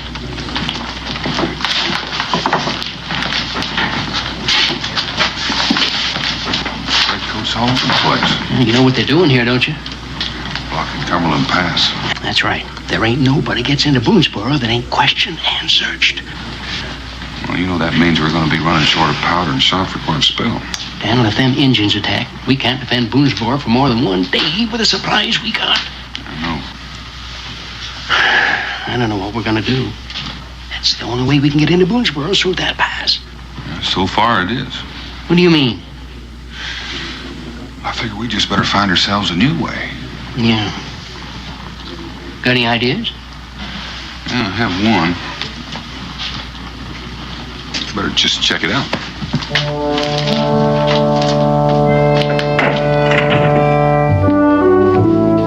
Dan, will you be gone long? Oh, not long, maybe just overnight. Well, is this new situation with the British really serious? It could be if my plans don't work out. You boys getting along all right? You already got the spare bed put in. You gonna be leaving now, Paul? Mm-hmm. Luke, you think it'll be comfortable? Yes, sir, I think so. Oh, that's good. Oh, my lamp. I'm sorry, Ma. Oh, Israel, that's the last thing of my mother's I have left. And anything happens to it, I don't know what I'll do. Now, you've just got to be more careful. I will. Take the mattress on. Oh, I must confess, I wish you weren't going. Are you worried about getting along with Luke? Oh, I suppose not. You get along with him so great. Well, don't worry, I won't be gone that long. Take care. I will.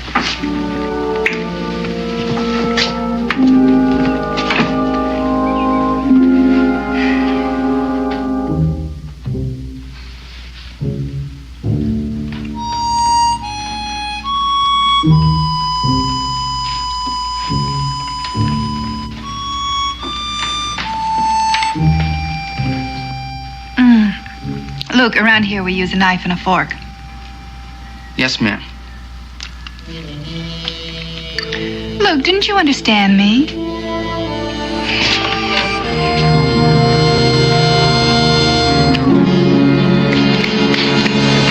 Luke!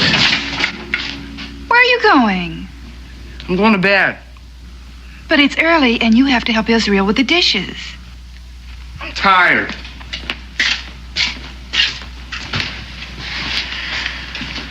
I don't understand.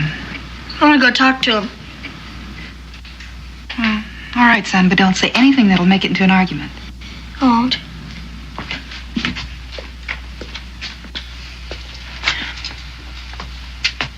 Luke, what's wrong? Wrong? Nothing's wrong. Sure don't act like something's wrong. Was I? Sure. Didn't even make up your bed. It's not my bed. This is my bed. No, it's not. You gave it to me. For a night. You didn't say it was just for one night. Well, I didn't think I had to.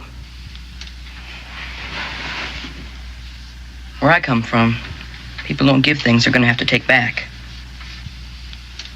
Well, guess it's all right.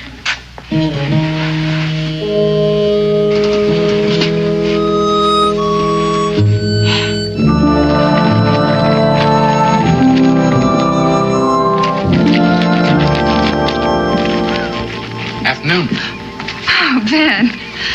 Daniel's not back yet. Oh, I know that, but he asked me to look in on you while he's gone. Oh, that's mighty nice of you. I'm fine. Well, you know, Rebecca, you don't look fine. Oh, well, I guess I just didn't get enough sleep last night. How'd you like a cup of coffee to go with that biscuit?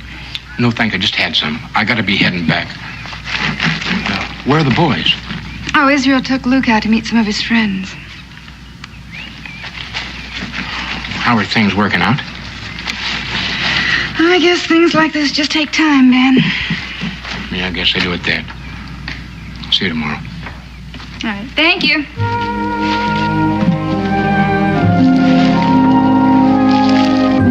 So, Luke's gonna be staying with us.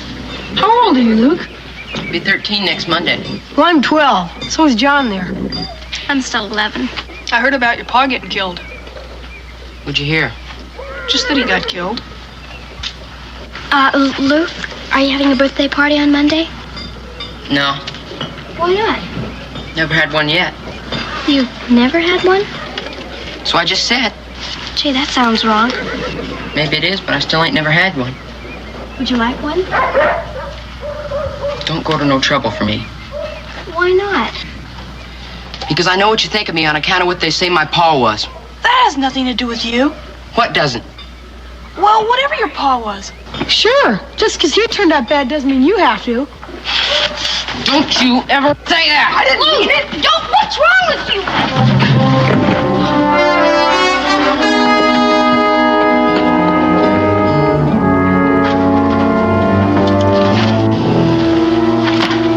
You gonna let him get away with that? Yeah, guess I am. If he came at me like that, I'd sure give him a hit he wouldn't forget. It has nothing to do about Israel being afraid, has it, Israel? No, it's just that... Well, I'm supposed to help him, but I don't know how. What's the matter? I fought with Israel. Why? I can't explain it. Well, is there anything you can explain? I don't know what you mean. I mean, a terrible thing has happened in your life by losing your father. We understand that. And we want to help you, but we can't unless you allow us. Can I go now? After you promise me something. What? That you'll try to let us be your friends. Friends? I don't have any friends. It's not true, Luke. Yes, it is. My pa didn't have any either. People lied about him. They call him a thief and a killer. And that friend of Mr. Boone's, that Ben, he shot my pa. And now you owe it to me to take care of me. We don't owe you anything. Yes, you do. You owe it to me. You owe it to me.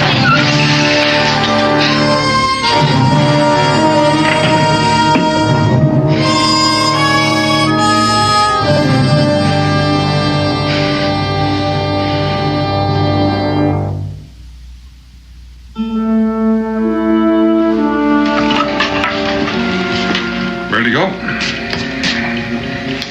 Goodbye, Luke. Bye, Luke.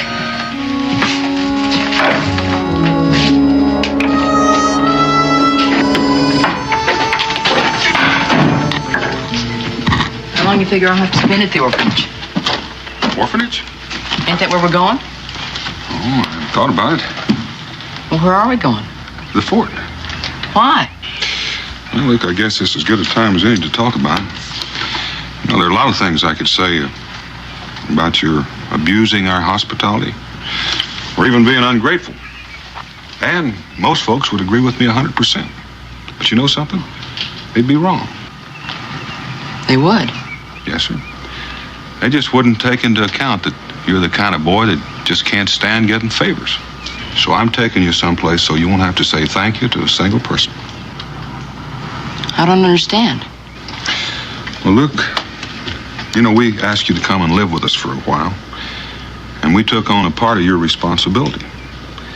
And I'm not sure that was entirely fair to you. Now, you're a big boy, and you're able to earn your own keep. And I think maybe you'll be able to learn a lot of things a lot quicker. Things you're going to have to learn. Come on. All right. There you are, Luke. You can just put all this stuff in the storeroom. Gladys, I sure do appreciate this. Oh, it ain't cost me much. You got a place in the back you can stay there. And besides, I can use the help. Well, it's good of you to say that. You know, he wasn't happy with us. Of course, that made Rebecca and Israel unhappy. I can tell you one thing. It sure wasn't easy telling him he had to leave. Oh, Daniel, I think you've done the right thing. Now, come on, I'll buy you a drink. My best Blue Thunder. Hi, Mr. Boone, Cincinnati. Hello, Mary. Oh, yeah.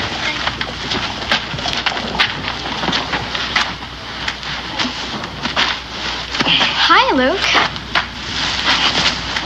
What you doing? What does it look like I'm doing? Working, I guess. That's right. Do you mind if I ask why? No. I have to earn my own way. You see, I'm different from you and everybody else with parents. I don't understand. I thought Israel's folks were taking care of you. Well, they're not. Why? Because they kicked me out, that's why. What are you asking so many questions for? I guess it's because I like talking to you. You do? Well, that don't make any sense.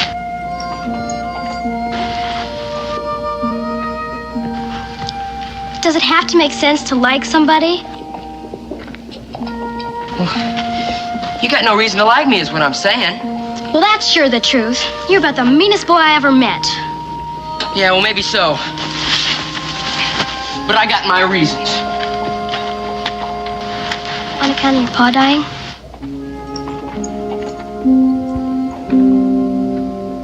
My pa didn't die.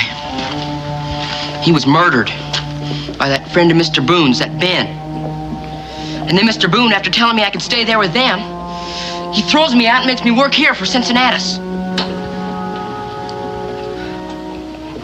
Are you really my friend?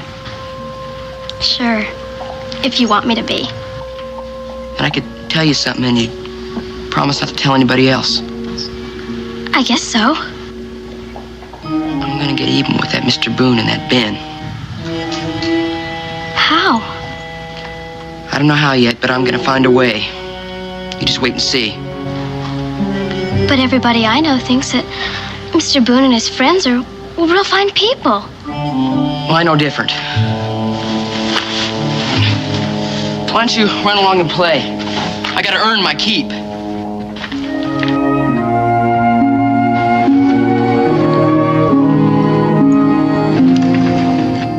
Wouldn't have to tell him anything. Just invite him. Well, how do you know he'll come? It'd sure be an awful lot of trouble to go through for nothing. I just think he will. But we'll have to know for sure. Well, then, I'll tell him it's my birthday party. What good would that do? Luke says he's my friend. I'm sure he wouldn't turn me down if I asked him. I sure don't like the idea of giving a party for somebody who hates us. But he doesn't. He's just got a lot of strange ideas about people, that's all. What kind of ideas? I can't tell you. Why not? Because I promised I wouldn't. Israel, what do you think? I don't know. He likes you. Guess he could learn to like us.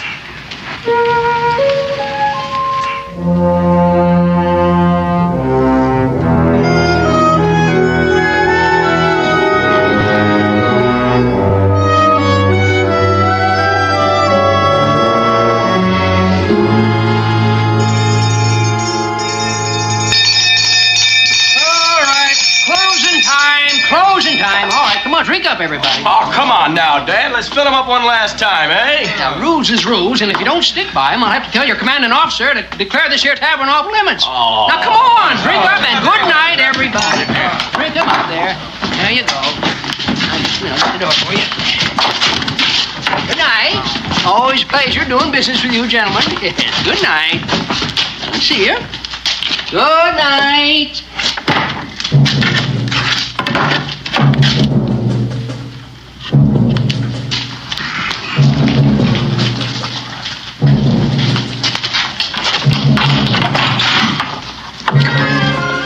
Everybody able to make it? Most of them. Come on, right over there, by the table. Right on it. Over by the fireplace. Let's go. Come on. Hurry. Right.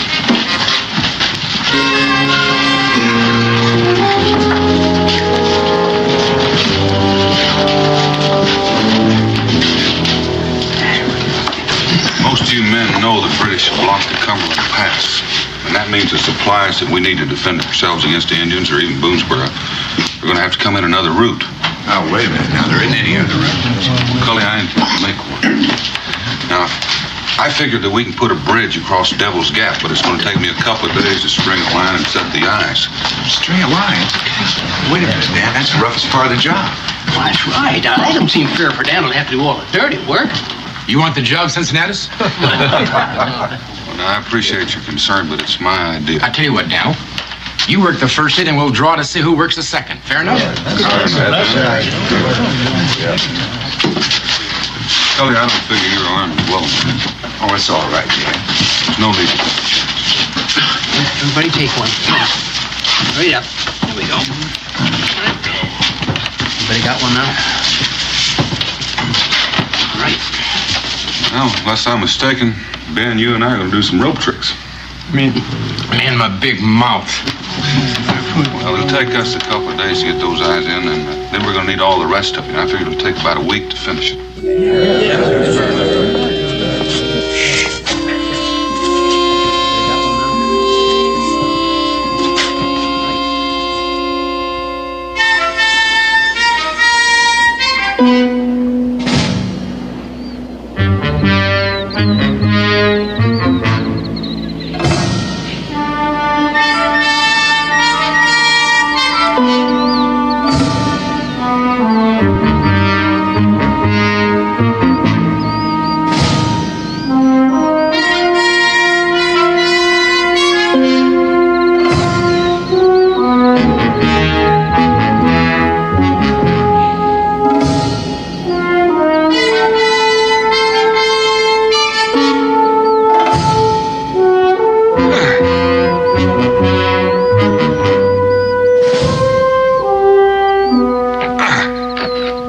Day's work. No, it won't be long now.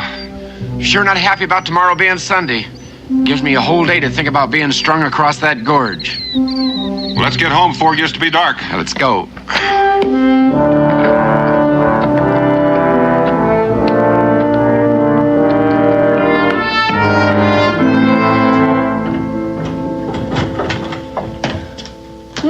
Morning, Luke. Morning. Well, Sunday's day off. What you gonna do with it? Thought I might just take a walk. Want some breakfast? No thanks, I'll get some later. Well, suit yourself. Yeah, well, see you later. Have a nice day.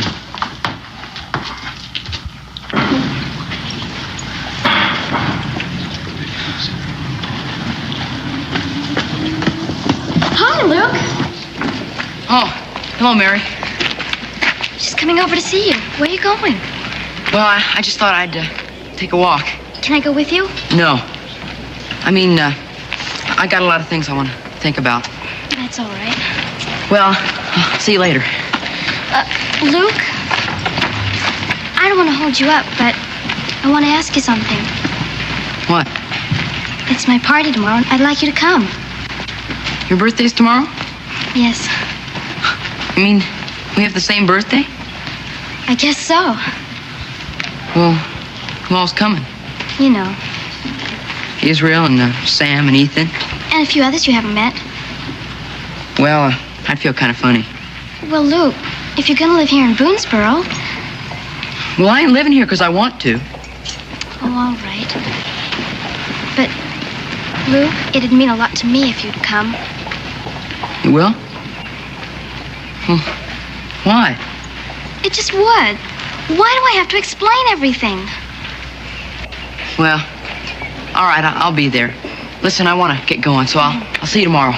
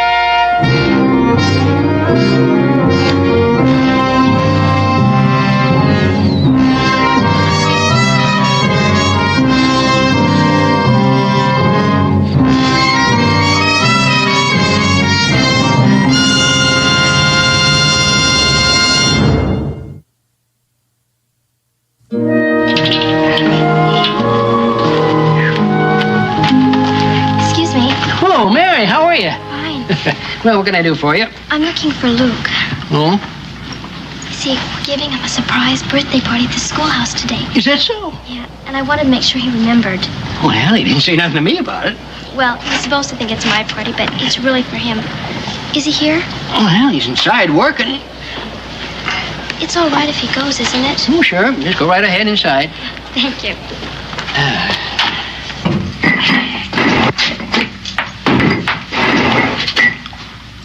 What are you doing here? I came to remind you about the party. Huh? You forgot about it? Oh.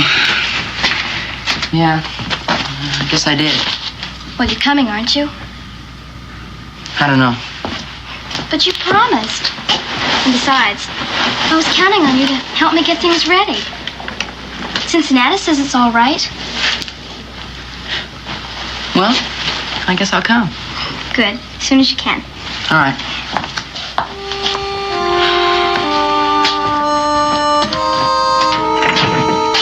Yeah, what happened?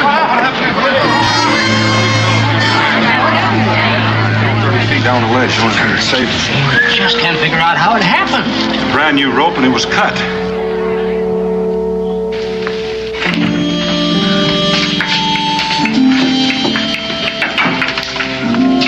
Come over and hold this, would you? Sure. Looks like you're about finished. Well, you're late. Took me longer than I figured. That's all right. The real reason I wanted you here early is I have to talk to you. What about? Yesterday. Well, what about yesterday? Well, you were kind of different. I don't know what you mean. Like you had something to do that you didn't want anybody else knowing about. Well, I just wanted to go for a walk. What's wrong with that? Nothing. Except, I don't know what made me do it, but I followed you. You what? I saw you go to where they were building that bridge. Why'd you do that? What business was it of yours? I don't know. I couldn't see what you were doing. You had no right. Did you hear what happened to Ben? What? The rope broke and he fell. He was almost killed. But he fell onto a ledge. What's that got to do with me? Mr. Boone thinks the rope was cut. What were you doing up there yesterday, Luke? I just wanted to see what it looked like, that's all. You didn't cut the rope, did you? No. Honest, that's the truth. I hope so, but I keep thinking about what you said about getting back at Ben and Mr. Boone. Well, I didn't mean it. I was just mad at him. Now listen. Listen, you're not gonna tell anybody about my going up there, are you? Because, well, it wouldn't seem right. And they'd try and blame me. You gotta promise not to tell. You got to. I said you gotta promise. You cut that rope, didn't you? Well, didn't you?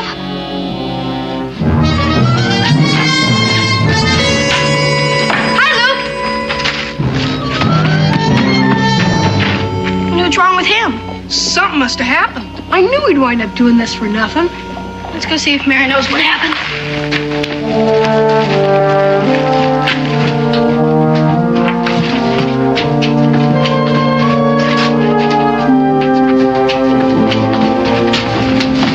What happened? You tried to make me promise not to tell. What are you talking about? I saw him go up to the bridge yesterday. He was doing something with the rope, but I couldn't see what. You mean he cut the rope? And he tried to make me promise not to tell. Listen, you and Mary, go try to find my pa and tell him what happened. The rest of you, come with me. I think I know where he's headed.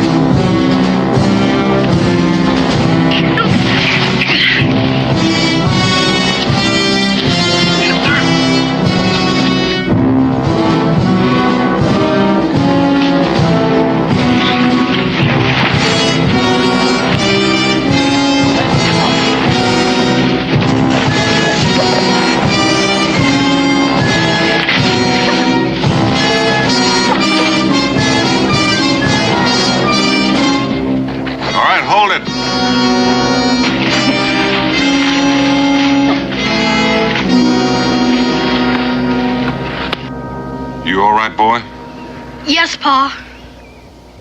You got anything to say, Luke?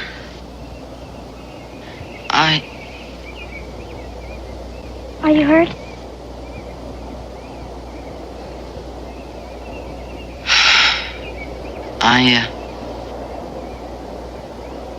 I guess I kind of ruined your birthday party. Wasn't her birthday party. It was yours. Mine? It's supposed to be a surprise.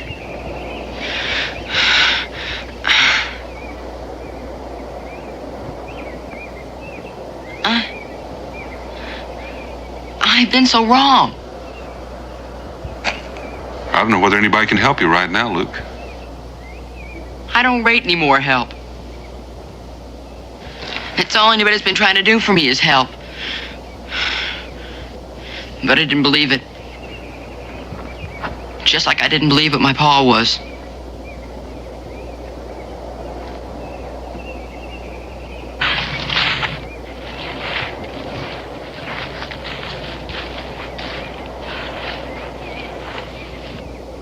You know about your pa now? I did for a long time.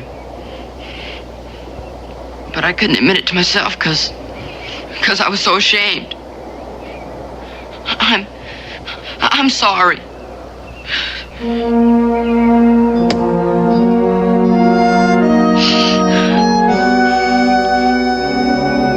Why don't you young'uns walk Luke back to the fort?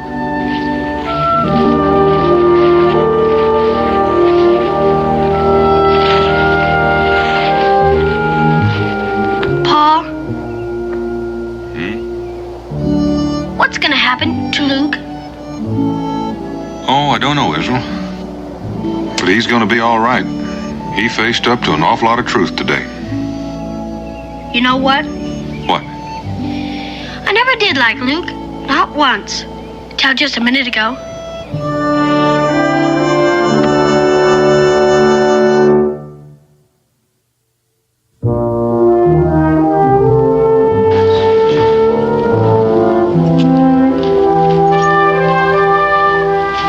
Well, it's kind of up to you, Luke. Mosses are a fine family, and they're willing to adopt you as one of their very own. Well, I don't know what to say, Mr. Boone, after all I'd done. Especially to you, Ben. Well, it's all over now. Hey, we got that bridge built. Well, do you want to live with the Mosses? Sounds like a fine idea to me. All right, I'll go over and give them the good news. Yes, sir. Thank you, Mr. Boone. You too, Ben. Sure. Ben Boone, I'll walk a ways with you. Fine, Ben. You get a long swell on that leg. Oh, hello, Mary. Well, Haven't seen you around in a while. it's not my fault. I've been here. Yeah, I guess you have. But you never even once came out to say hello. Until today. Well, I figured maybe you wouldn't want to talk with me. I got nothing against talking to you, Luke. It's just that a girl gets kind of tired of always having to be the first one to say hello. Yeah. Well, I'm glad we're talking now anyway. So am I. There's something I've been wanting to tell you.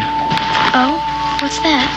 Well, it's just that I'm sorry for what I did and what I said at the party. Well, you ought to be. I am. I forgive you. That's good. I'm glad to hear you're still working for Cincinnatus. Yeah. And Mr. Boone says the family's going to adopt me. That's great. Well, I better be getting on with my work. Yeah, I'll see you again. Mary? On your birthday, I'm going to give you a party.